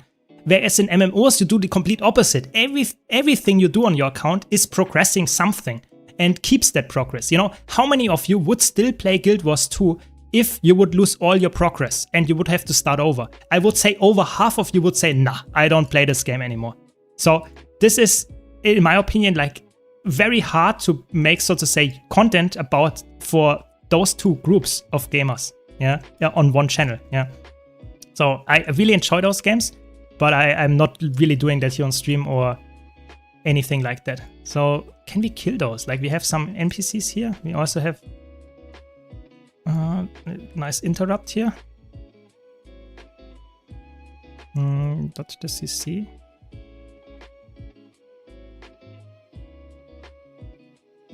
We have to be really careful. Nice, we got them. Oh, I thought I got this CC down. There was some kind of slow action going on as well. Sad. I actually could have won that. That is really annoying to me. I could have won that. I thought I had the cast and could dodge after that. No, I was slowed. So I could not get the cast off and I died to the CC there. Oh, that was sad. Could have won that. Welcome, Dastango. Welcome, welcome. Glad to hear that. That is true. You have some meta progression in those roguelikes. But it's, for me, like a lot of players are playing MMOs to chase a carrot, to grind for a legendary, yeah? And a roguelike is the complete opposite. You essentially just want to play the game to experience a new build, to experience getting better at the game, and not really caring about having to log in for 10 days in a row or playing for hundreds of hours to get a certain item. That's not the case for roguelikes. So that is somewhat of a different mindset, yeah. Yeah, exactly. You see, chat, for example, I completely accept this opinion, and I know a lot of MMO players don't like roguelikes. For me, it's just I'm a special guy, I guess. Very special, yeah. New to your life, new to the game, so I'm one of those that uses pistol data, but I think I'm ready for melee. I'm wondering what's beginner-friendly weapon to use. I would say Staff. It's really surprising, but you can play Staff, Daredevil, but also even Staff, Antiquary, and Deadeye are pretty good. you just spam the 2 skill over and over and does a lot of damage and is, so to say, more damage than pistol and also somewhat more meta. Like for example, Staff Daredevil is like reaching very good damage numbers and it's way higher than the pistol build and is more meta, so to say, and also more cleave. So I would say that's the next step, and then you can go full-fledged, like full DPS, dagger, like Daredevil or like, I don't know, Spear, Antiquary or whatever you like to do. So how many do we have here? Like 4 people? That's a lot. Let's see. You know, I'm trying my best here. 5 people. Now it gets a bit much. That gets a bit much. How many people are there? And I also have... Yeah... That's why you should change your settings. Did you see that I saw too many attacks? I saw only lightning flashes and stuff. That's too much. Then you need to change the settings. So, yeah. How often do your trading posts flip? So, that is a very fun thing. Let's talk about it. I have a lot of gold in this game. And I played the game a lot. Yeah. But nowadays, I'm not really that much into gold making anymore because I make content. I changed exactly the time that I spent on making gold in Guild Wars 2, I exchanged 101 to stuff that I now do for content creation. So nowadays, I don't do any flipping anymore. Let's say 3 years ago, I was doing a lot of flipping, a lot of trading post stuff and made essentially all my gold with trading post. So back then, a lot. Nowadays, nothing. So complete switch. Yeah. Keep that in mind. 100% correct on different game modes, but seeing how interactive and chill your stream is, I think people would watch regardless of a game. I mean, that's cool to know because I always like to try to improve my stream, try to spread out a bit because, let's be honest here, Guild Wars 2 is a game that is now essentially 14 years old.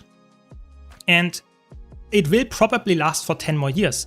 But with Guild Wars 3 coming out, I think the population of Guild Wars 2 will at some point decrease. So it makes sense to do other games as well if you're also interested in that. So I think maybe we can do some kind of roguelike stream in the future and you might also be excited to listen to me like build crafting something or dying over and over in, I don't know, Rotator or something like that. Yeah, maybe. We will see. But for now, I'm obviously here and streaming like my Guild Wars knowledge and answering questions, maybe having some fun outplays on stream, stuff like that. Yeah. Exactly.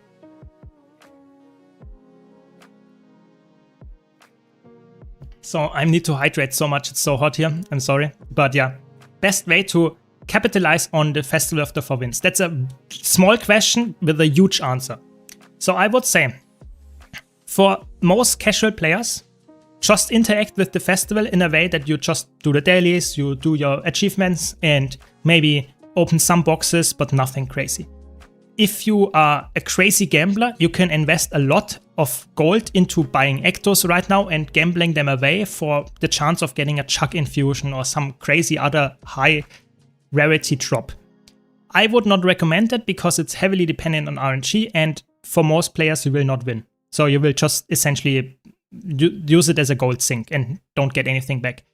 If you would have been asking me this question, like let's say, I don't know, 3 months ago, I would have said buy a lot of Ectos now, because Ectos is the main, so to say, currency that is used for gambling boxes, and then sell it when the festival hits, because then you made some profit.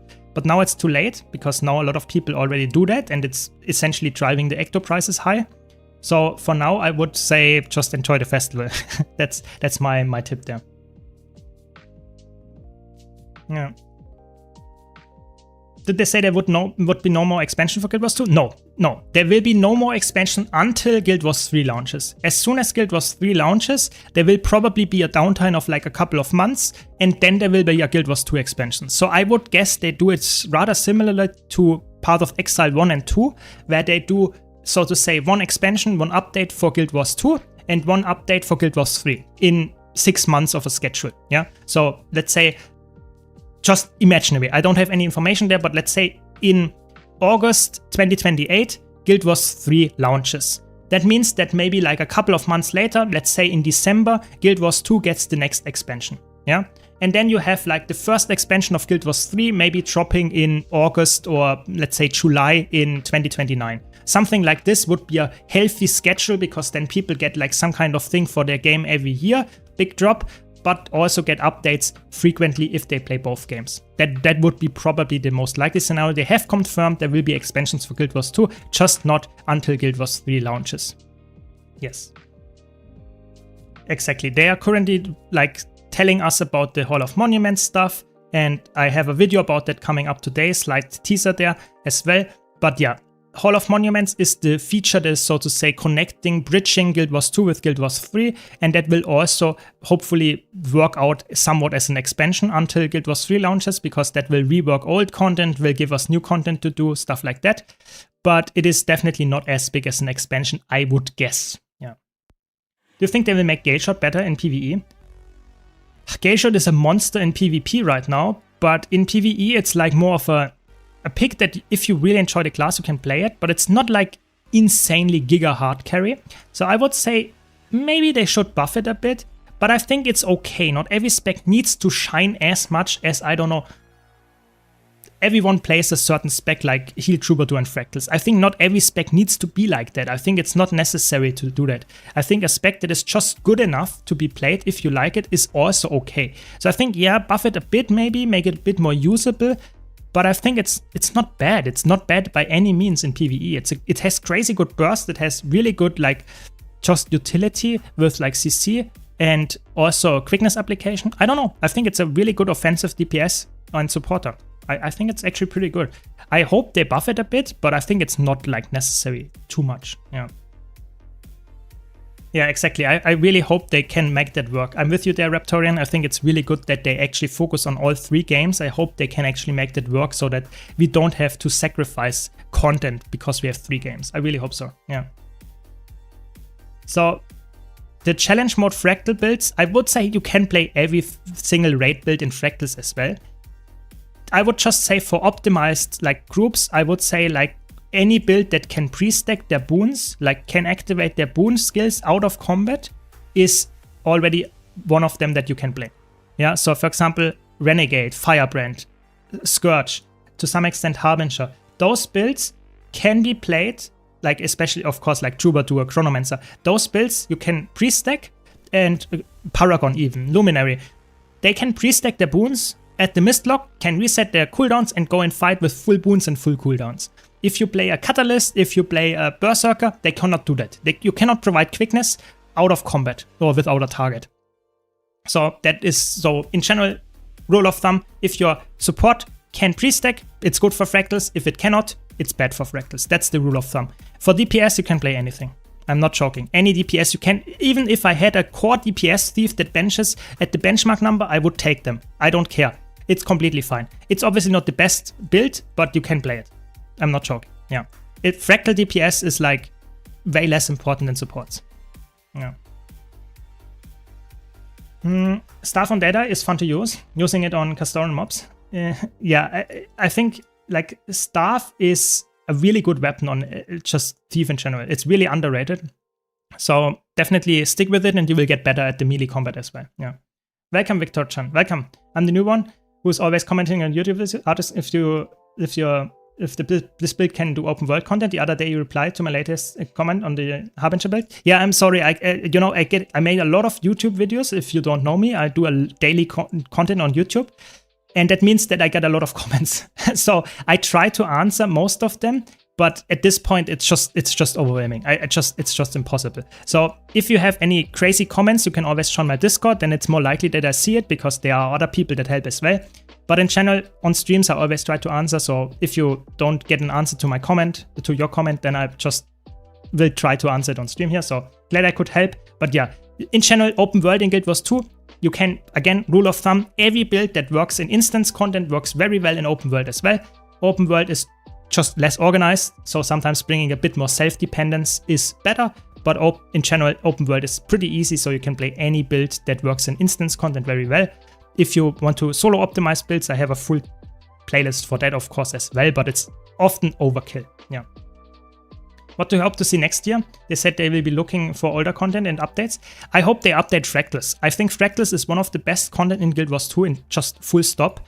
So I hope they update Agony. Yeah, I think Agony would be such a big plus. If they would update how the Agony and Infusion system works, that would be my big hope for the next year. I'm not joking, because that is the piece of content that I play a lot and find really annoying even for myself, but mostly for new players to get into if you want to play multiple characters, how to set up Agony, why is it not account bound, how can I make my skins, so for example if I have a Chuck infusion, why can I not use it on every character and have to bind it to one and then I cannot use it in multiple characters, why not bind it to my account as I bind a legendary and I can use it there.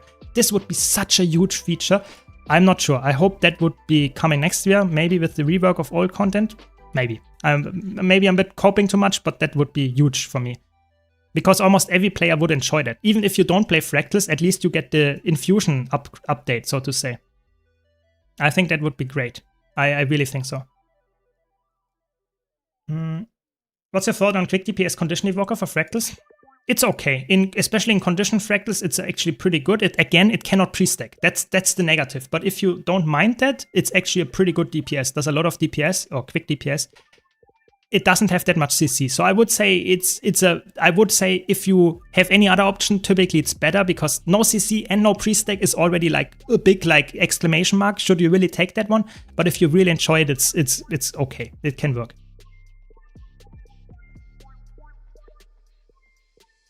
Yes, hydrating more. Good point, good point. Where do you rank change 3 legendary crafting as a money-making method? I would put it in A tier. I would put it in A tier because it's a really good like it's very easy to do and very safe. You know, they always sell. You get a lot of gold from doing them, and it's also I really want to stress that it's really like lucrative. Like you get essentially you can craft 1 per month just by playing a little bit every day. And you get like essentially like, I don't know, 500 to 1000 gold profit. That's huge. Like that is huge. Highly recommend that. Yeah. But it's not for everybody, of course. Yeah. Thanks, Patricia, for linking the Discord. Thank you very much. Very good. Very good. I personally hope that they will focus on some balance too. A lot of core trades could use a little buff. Yeah, I think in general, like core stuff updating for me is not only content, like for example the Scythe fight, but it's also features and its balance. I think updating some core things, for example Core Revenant has huge issues in my opinion. Not necessarily that you can play Core Revenant as a spec, but the core legends or how Revenant functions. But also focus on some other upgrades. So for example Core Elementalist is extremely bad. The utility skills are like, you can name 5 utility skills in Core Elementalist that are good, and all the others are bad. So they should definitely look at that. So, at least in PvE specifically, but I really hope they look at balance. I think they should just continue for the next months and years to come to do exactly what they do now. Every 3 months, give us a balance patch. And hopefully some balance patch that is as big as the balance patch that we got with like the last, like, when was it? Like a month ago. Oh, we have a Willbender here. That's not good. They have a lot of power damage, but I think we should be fine. Like, if I land my burst here, they have a lot of torment. 3, 2, 1. No, they dodged. Strip the stability. Nope. Oh, another one approaches. Wait, how many people are here now? Like, oh my god, there are too many people. I will try my best though.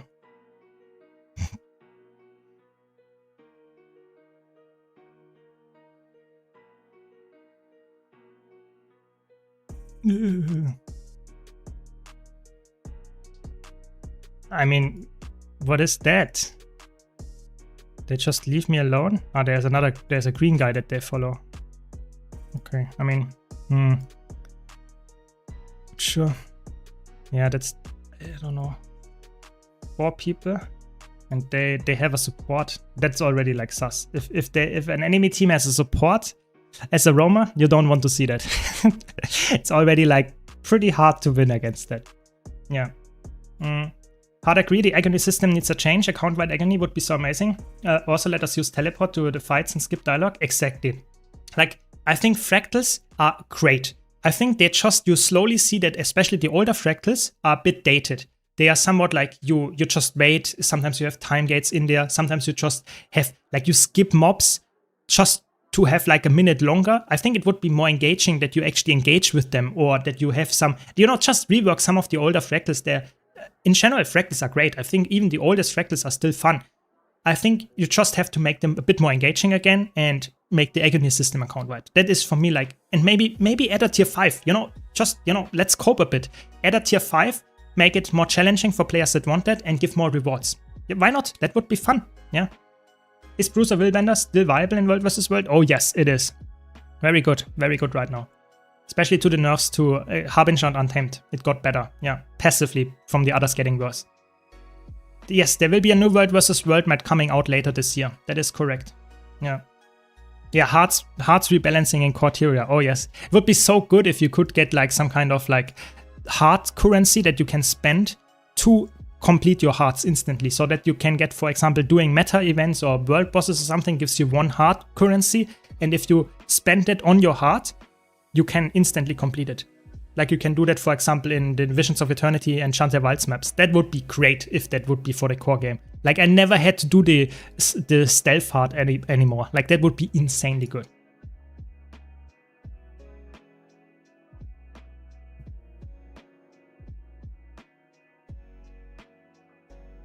So, what's your favorite class and your favorite build? I don't have any. I really swap around all the time. I don't have any favorite builds or classes because, I get bored with it so fast. If I would play a stream 5 hours the same build, I would already be bored. So for me, it's always switching around. That's why I make so many build guides and have so many characters. I'm sorry, boring answer, but that's just how it is. Yeah. I've started doing quick play lately. Every group skips all the mobs and runs flat out to the boss. It's disappointing. I definitely see that. I have to be honest there. I think that is not necessarily a bad thing. I know that when you come from other games, that's not how you handle trash mobs there. Like, typically you pull them, you kill them, and you go to the next one. In Guild Wars 2, this experience of skipping trash mobs is very classic. You have that in dungeons, you do that in fractals, and I think that's not necessarily a bad thing. I think it would be more important though. Oh, we have the... Is it the same guy? No, it's a Dragon Hunter. So, let's kite a bit, and then I will answer the question. But in general, I would say, like, skipping should be like not always the best, but you should at least have it somewhat in there. I think it's a classic Guild Wars 2 thing to have in the game to skip your trash mobs. Like a lot of veterans really enjoy that. I think it's sometimes it's a bit annoying for a new player to understand, but it makes it a bit more fast-paced, a bit more interesting than, like in raids, you always have to kill all the mobs, the bosses, the raids, the encounters, whatever. And I think in fractals to have that a little bit different is actually somewhat interesting. It makes it unique at the game mode. But I get that for a new player, especially if you go with quick play fractals and then you have some veterans in there and you just like, you don't know what's happening, you just run around like crazy and then you get the reward after 2 minutes. That is confusing. Like for a new player, that is heavily confusing. So I guess it would be nice to find a middle ground. Some fractals you cannot skip. Like for example in Kinfall, you cannot really skip the mobs.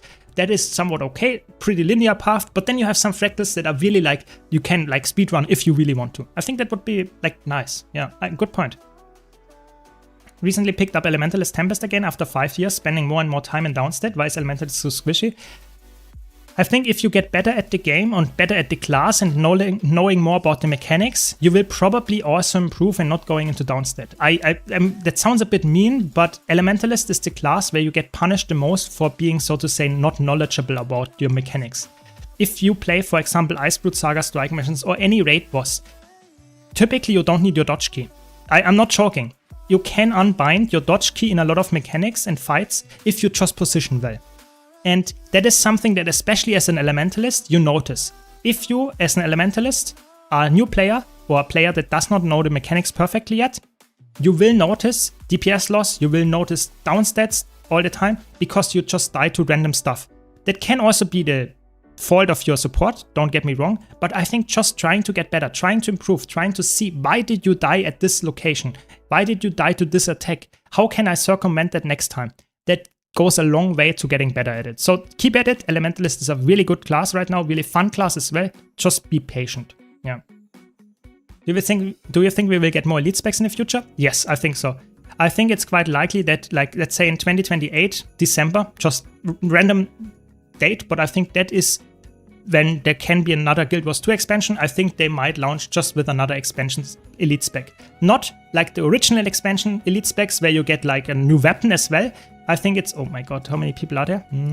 2. We can take that. We can take 2. I think it's unlikely that it will be a complete set of elite specs plus weapons, but I think just the weapons, oh, that's nasty. That was nasty, I have to be honest. They hit the Harbinger Elixir into a CC. Now I'm dead. That was nasty, I have to be honest. They shared the quickness and killed me then. That's annoying. But yeah, I would say elite specs very likely, but it's some time off. It takes a while until we get there, I would say. Horizon, I'm not completely sure with that question. I will try to maybe make a goal tier list very soon. Yeah, so stay tuned for that. For now, I have to do some more research to give that a really good answer. So not telling you, so to say, wrong information here. I have to do some research first, and then I will come back to that question. Yeah. What do you think of the new Guild Wars 3 music? I think it sounds really good. I think it's, for me, nice to have the theme and the soundtrack. I think it's not telling me that much. I know there are some content creators speculating a lot of stuff. You can do that. I'm not saying it's wrong. I'm just saying I think I want to have official confirmation about stuff. It's really cool that they released the soundtrack already. It's interesting to me that they do it that early. But, I mean, what can I tell you? It sounds good to me. That's the main thing. Yeah, I like it. Yeah. This is a third-party thing for the mouse. You can type !mouse in the YouTube chat or the Twitch chat. If you want to know more about it, it's like a Blishard legal add-on for Guild Wars 2 that allows you for a lot of different things to do with your API. And also you can use, for example, here this blue mouse cursor. So that should answer your question. I have a guide how to set it up, quick guide, like 5 minutes only. And yeah, it helps a lot in my opinion, because oftentimes in Guild Wars 2, especially if you move the camera and stuff around, you are pretty likely to lose track of your mouse at some point, so that helps a lot. Yeah, can highly recommend it. Technically, we are missing 1 second boon spec for every profession except Mesmer, like a second quickness thief spec, while we have 2 LXP. Yeah, I guess that could be true. I think for me, I always think you should make elite specs more, not necessarily what boon they can fill, but more like for the class fantasy and like how they play. So for example, if you have Deadeye and Daredevil feel for me pretty similar in the playstyle. Yeah, Spectre, however, feels completely different. So I think the next elite spec should be also completely different to those 2 types of specs. Antiquary is also somewhat different, so I think it's nice to have specs that feel different. I think the boon, you can always attach boons to whatever you like. You know, nowadays, you know, for example, Gale Shot just got quickness because it feels more natural than Alacrity with it. It's not really related to the spec itself, you know. You could also have put Alacrity on it, to be honest. They just felt it's a bit more roleplay to give it quickness. The same goes for Harbinger. Harbinger, to be honest, could have easily gotten Alacrity. There is no real reason that it has quickness. So I guess it's more about the class fantasy, the playstyle, than it's about the actual, I don't know, boon itself, I would say. Yes, I'm a German.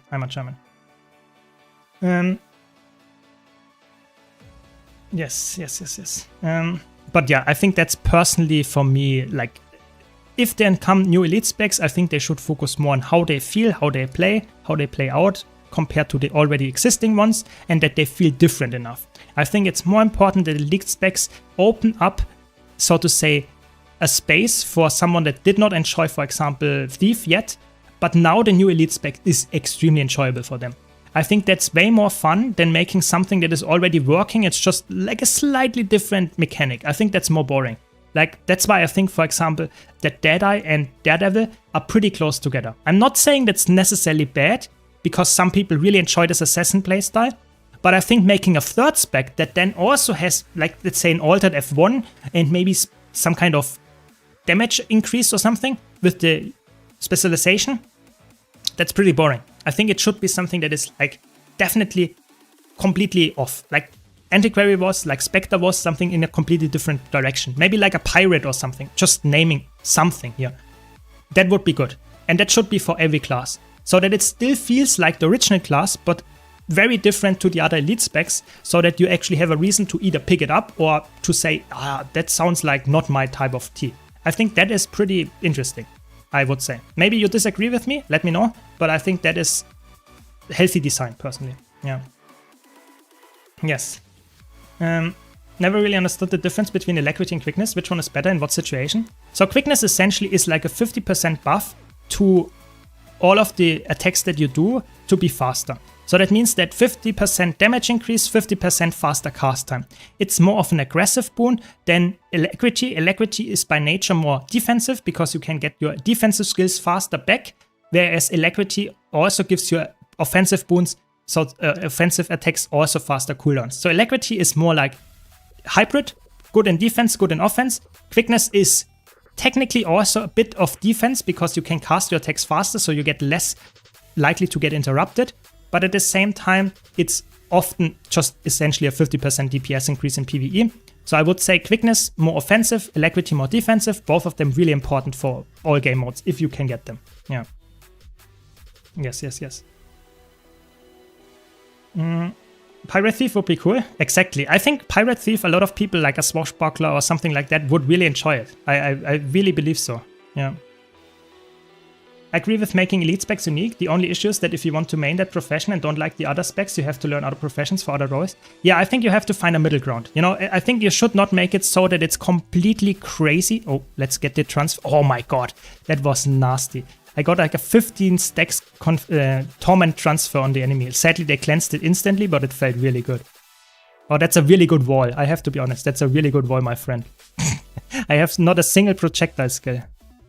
Now I'm dead though. That's a bit sad. It was such a funny wall. You know, I think I have one projectile skill in my whole kit. But yeah, I couldn't kill that because they just had too much damage. Sad.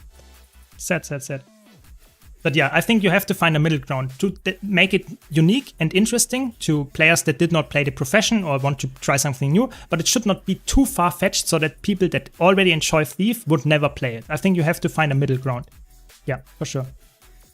Is alacrity or quickness more needed on a DPS in CM Fractals? So I would say if you play without quickness in any PvE content, you feel it. And it hurts a lot. I would say quickness is more important in DPS department in PvE than alacrity, but you notice alacrity as well. So I would say if you had to make the sacrifice of one of them, I would sacrifice alacrity over quickness, because quickness, your casts will not go through if you just know the rotation, muscle memory. Your auto attacks will be slower, your damage will be 50% lower. Whereas with alacrity, your damage will be technically lower than with quickness for most builds, but it is also noticeable. So I would say if you had to make a sacrifice, quickness, but both of them are really important to get the best damage, especially in CM Fractals. Yeah. How they haven't made a Swashbuckler at this point with all the pirate stuff in the story is beyond me. I agree. I think it's pretty crazy because a lot of people always say, that's the spec I would instantly play Thief. Right now I have no interest in playing Thief, but with this I would instantly play it. It's actually really funny that they don't do it. Yeah. Or maybe it comes next time. Maybe they just didn't know what to do with it. Yeah. Hope they won't add quickness and alacrity for Guild Wars 3. I'm pretty sure they won't. I think they said in the past so many things about not adding quickness and alacrity, or that it was a mistake to add that to Guild Wars 2, that it's very likely that they will not do something like that in Guild Wars 3. I would be very surprised if they now say, we do it again. I'm pretty sure they will not. Yeah, exactly. I think the boons are a nice thing if they wouldn't be permanent, but the problem is that if you have permanent boons that give you so much benefit, like alacrity and quickness, I think it's making the meta too rigid around those boons. I think it would be more interesting to give more freedom for build crafting if you don't have those boons, or don't have them, at least not permanently. Yeah. Welcome, Cheese Shadow. I've seen your video on Chronomancer solo builds, and you now play a solo Chrono in Immortal tier. Is it still relevant if you don't have access to the mentioned relic? So I would say the relic really carries the solo build. If you don't play with the relic, I think it still goes into A tier, but the relic is really carrying it. So if you don't have the relic, it definitely drops in a tier. I would definitely say that, sadly. But that's just build crafting, I guess. Yeah, sure, you can ask a question in German. I will try to answer it in English, if possible, if I can answer it. Yes. But yeah, I think the boon debate is huge, and I'm not even sure if they will add boons to Guild Wars 3 in the first place. Maybe some other buffs, some other short-term temporary buffs, but I'm not even sure if boons in that system will exist. I think boons is something that is very fun and very unique, but at the same time also very, I don't know, making Guild Wars 2 very, like, so to say, forced in a certain direction in PvE, that you always have to have permanent boons, everything has to be balanced around it. That's tough for the developers as well. I think you have to, I guess they will probably try to find a middle ground there. Yeah, and make it work, but also somewhat new and unique.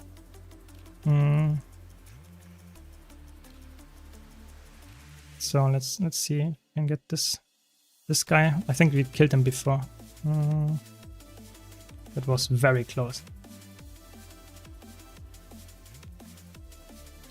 Nice. I think we interrupted the F2 skill there. I'm pretty sure I saw the animation starting. Yeah. What's your favorite zone in the game? Oh, that's a tough one. That's a really tough one. What's my favorite zone?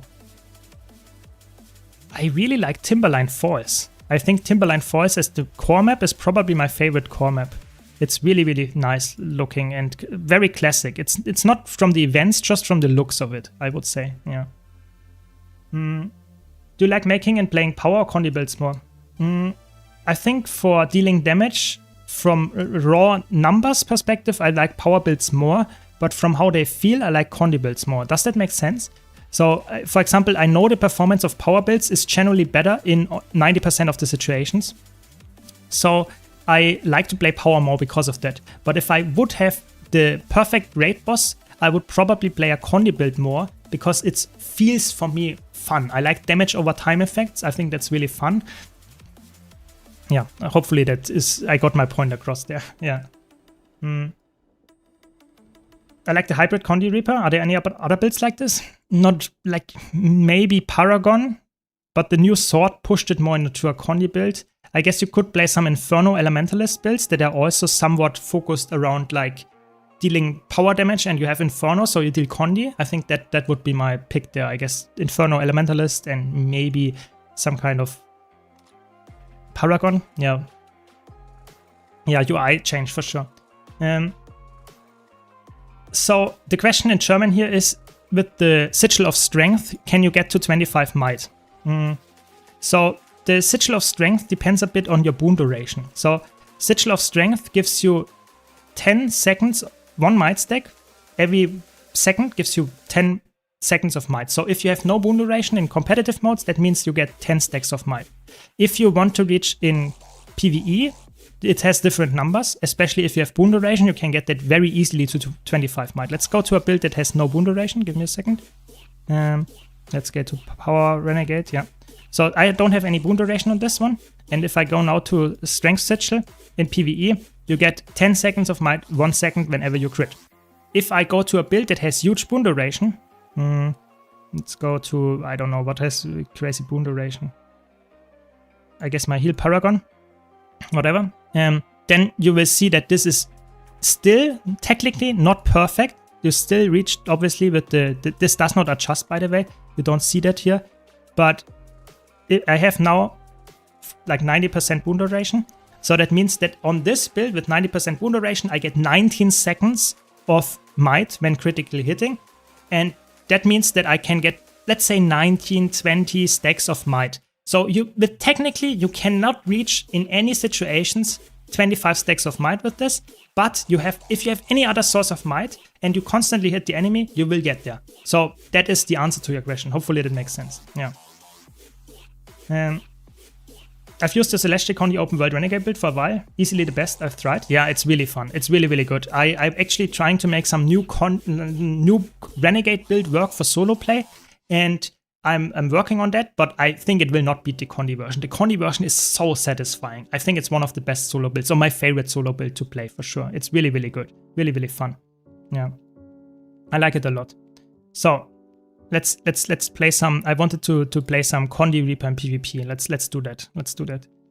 And let's try it out in unranked, because I really want to try out the corrupt boon, and maybe we should also like switch the relic, because What is a good relic that we can use here? I mean, Relic of the Reaper is obviously one of the best relics to use on Reaper. It's really fitting, really roleplay. But is it good enough with 3 shouts only? That's the big question. The big question. I heard Arenanet has plans to make winning in World vs. World meta. Do you know if this is real? Yes. So it is real. They are working on that right now. They have not confirmed when that will happen. But currently it's like really like you just passively get rewards. That's essentially it. But they are working on a system. We don't know enough about it yet, but they're working on a system that the skirmishes. So every 120 minutes, a skirmish ends.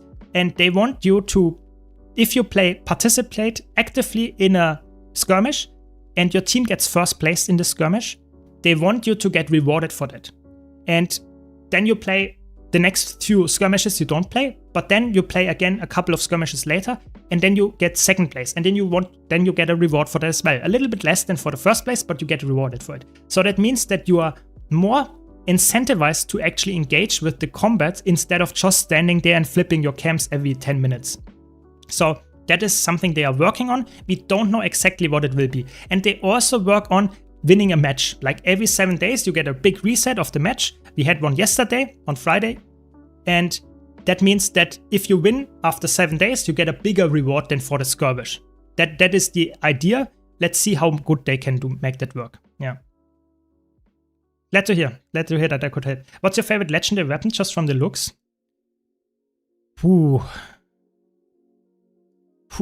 That's tough. What would I say there? I might.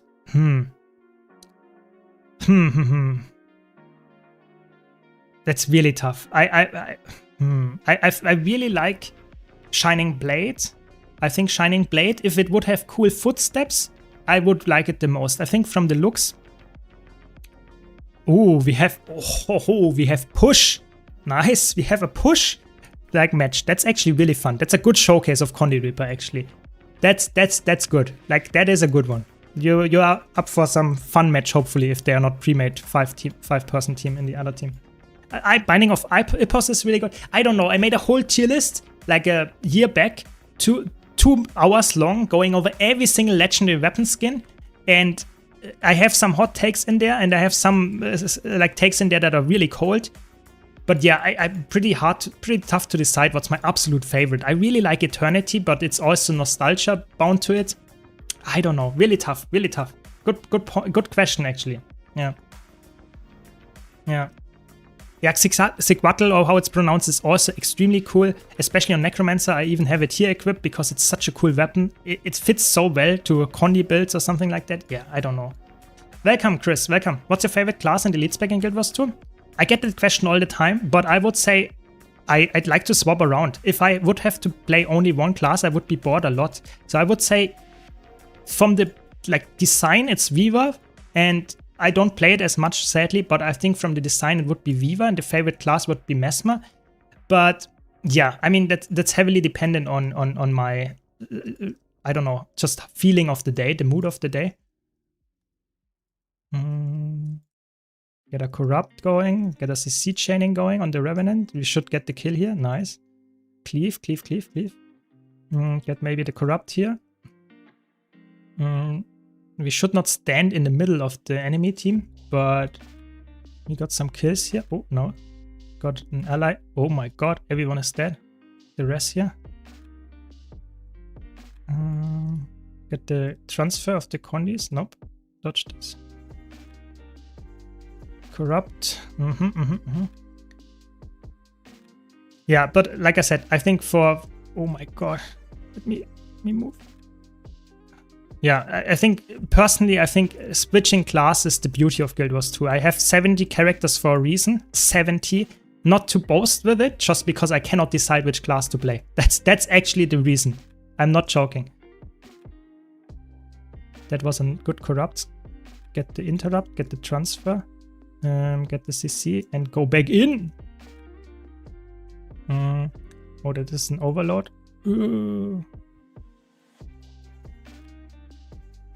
Okay, kite a bit.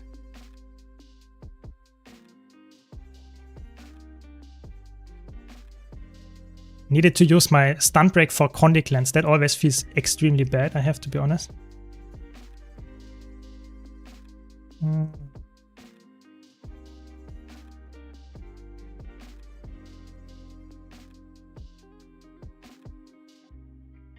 Nice, we got the kill. Condi Reaper in a nutshell. You just kite. That's the main thing that you do. Get the corrupt here. No, they got the card into the pool. Disgusting combo. Getting outplayed from across the map. Is he seeing this guy? No. Corrupt into CC chaining. CC. Skill. Yes. Nice. We got one. Nice. My team won. Very good. Push is fun. If it's evenly matched, it's actually a really fun game mode. Corrupt this. I don't want resistance on you. CC. Okay, we hit the other one that we targeted. I guess we take that as well. Got the rally. Very good.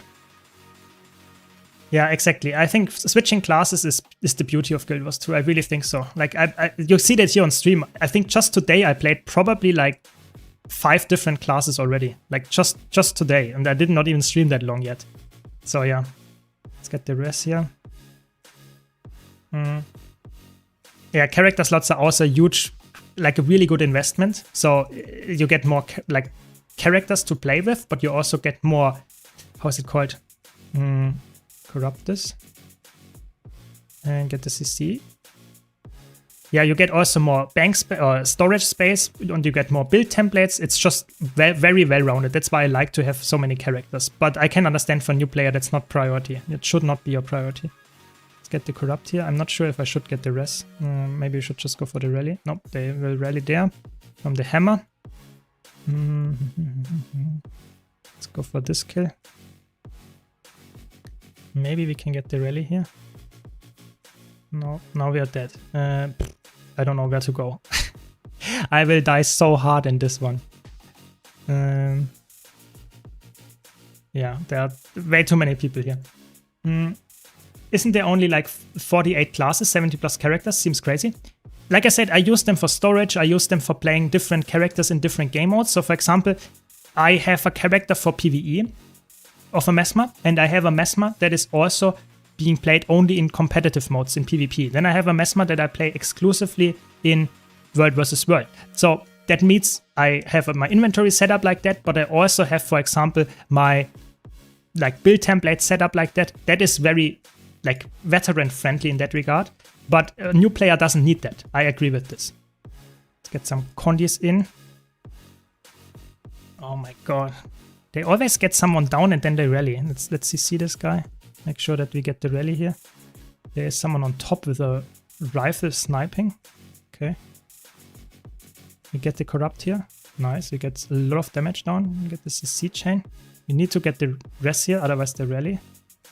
I think they should be fine here. Cleave. Get the rally. Oh my god. Why is everyone always in downstat? It's actually crazy here. Crazy what's going on. How much damage did I do? Like 300,000. Not bad, not bad. Exactly. Warrior Paragon is a healer. Yeah, you can play it as a healer, but you can also play it as a DPS. So it's very flexible. I can recommend playing it if you like the class fantasy of a warrior healer, but you can also play it as a DPS nowadays. It's actually surprisingly good. Corrupt this and CC this. And that should be dead. Almost got them. So need to corrupt this. Nice, we got a corrupt, but I think they will rally again.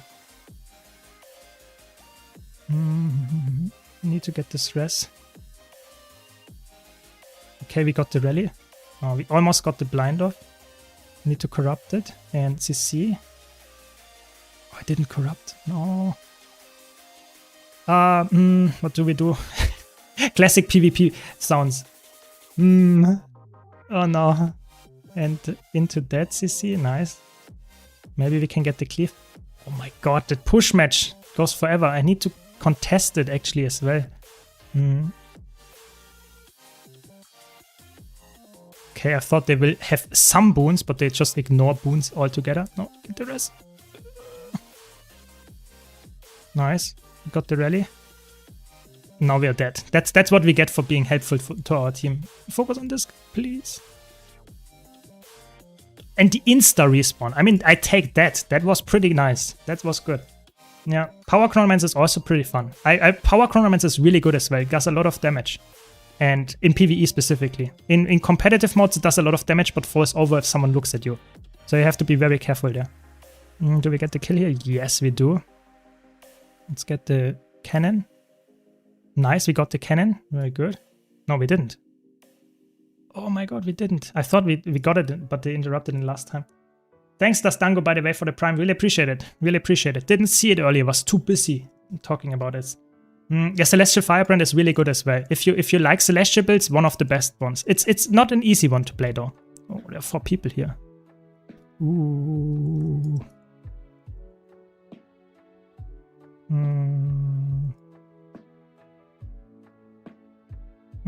Yeah, I should not have ported back in. I thought I could get the CC, but they are just standing too far out. That's okay. I think we still win. We only have 2 minutes left, and we are 93%. If we just keep them there, we win. Also, raising alts and getting some exotics to get you started is really easy in Guild Wars 2. It's very alt-friendly. I agree with that. I think getting a lot of characters set up is very friendly, except fractals. If you want to get to the highest fractals, it's very annoying with the agony, but the rest is very, very nice to do. Very easy, yeah. What are you planning on doing today?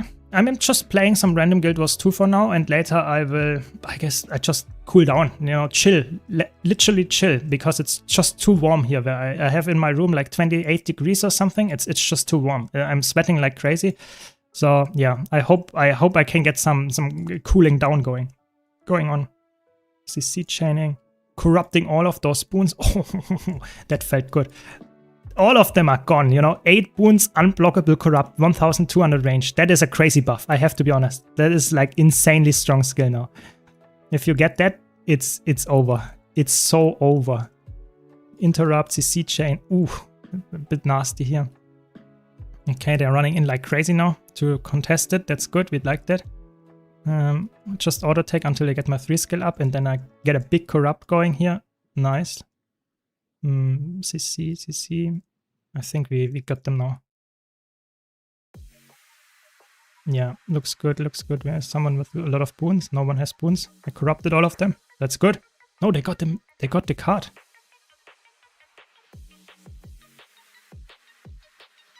Can we get some kills? Like what? Why is everyone in the enemy team in downstat except the warrior? Let me... No, get a rest. No, we died. It's fine, only 20 seconds left. I thought we got it, but my team just, I don't know, just disappeared. And the enemy team had like 4 in downstat and we still lost. Oh no, oh no. But I mean, it's 9 seconds. I think we are completely fine here.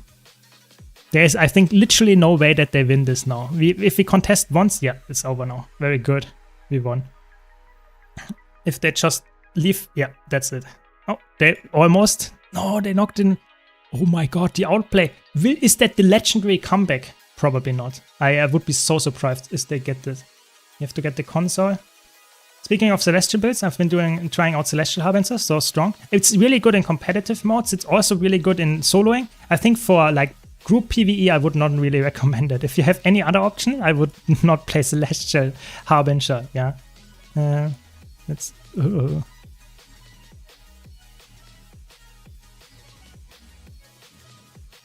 That was, I think, not a good teleport. If we just get a little bit of kills here going, then we are good. I think we are fine. Now we won. Very good. Yeah, was actually a really fun showcase for this one. Like 35% of the damage dealt. Yeah, that is good. Condi Reaper is pretty nasty. The corrupts felt really satisfying. Really fun one. Yeah, I think the problem with air condition in Germany is we have buildings that have that to some extent, but it's not like the last, let's say, like 10 years, 20 years ago. It was like in summer, sure, it was warm, but we don't have that because it's not really necessary, you know? it cools down typically even in summer in the night, and it's fine. The problem is that over the course of the last few years, it's changed so much that we have huge heat waves, even in Germany, and we're just not prepared for that. And yes, I would like to have an air conditioning in my room, in my building even, but it's just not there. It's just that it just takes a while, and that's the sad part. That's sadly the truth. Yeah. Does the World vs. World Evoker build still work for this? And is it good? I think it's pretty good. Yeah, it still works. They nerfed it a bit, but it's still pretty good. Yeah. So in group PvE, I mean like in raids, instance content, like fractals and stuff like that, I would not play Celestial Harbinger in like, so to say, situations where I have a dedicated support and a dedicated DPS. I would not play Celestial Harbinger in that situation. But if you play it in like meta events, or if you play it in like solo play in open world, stuff like that, it works wonders, really good. But not in like fractals, in raids and stuff like that. Yeah. Yeah, and I guess in Scotland it's the same, I guess. Yeah. Exactly. Yeah. Very good. Either way, I think that is the end of today's stream. I hope you enjoyed it. I wish you all a very nice weekend. Stay cool and have fun. I will send you to someone else that has drops, and hopefully enjoy the stream. Thanks for your support. Thanks for watching. Check out my YouTube channel if you haven't already. And of course, if you want to support me and buy any expansion, you can use my referral link down below. Either way, thanks a lot. Cheers. See you around. Bye.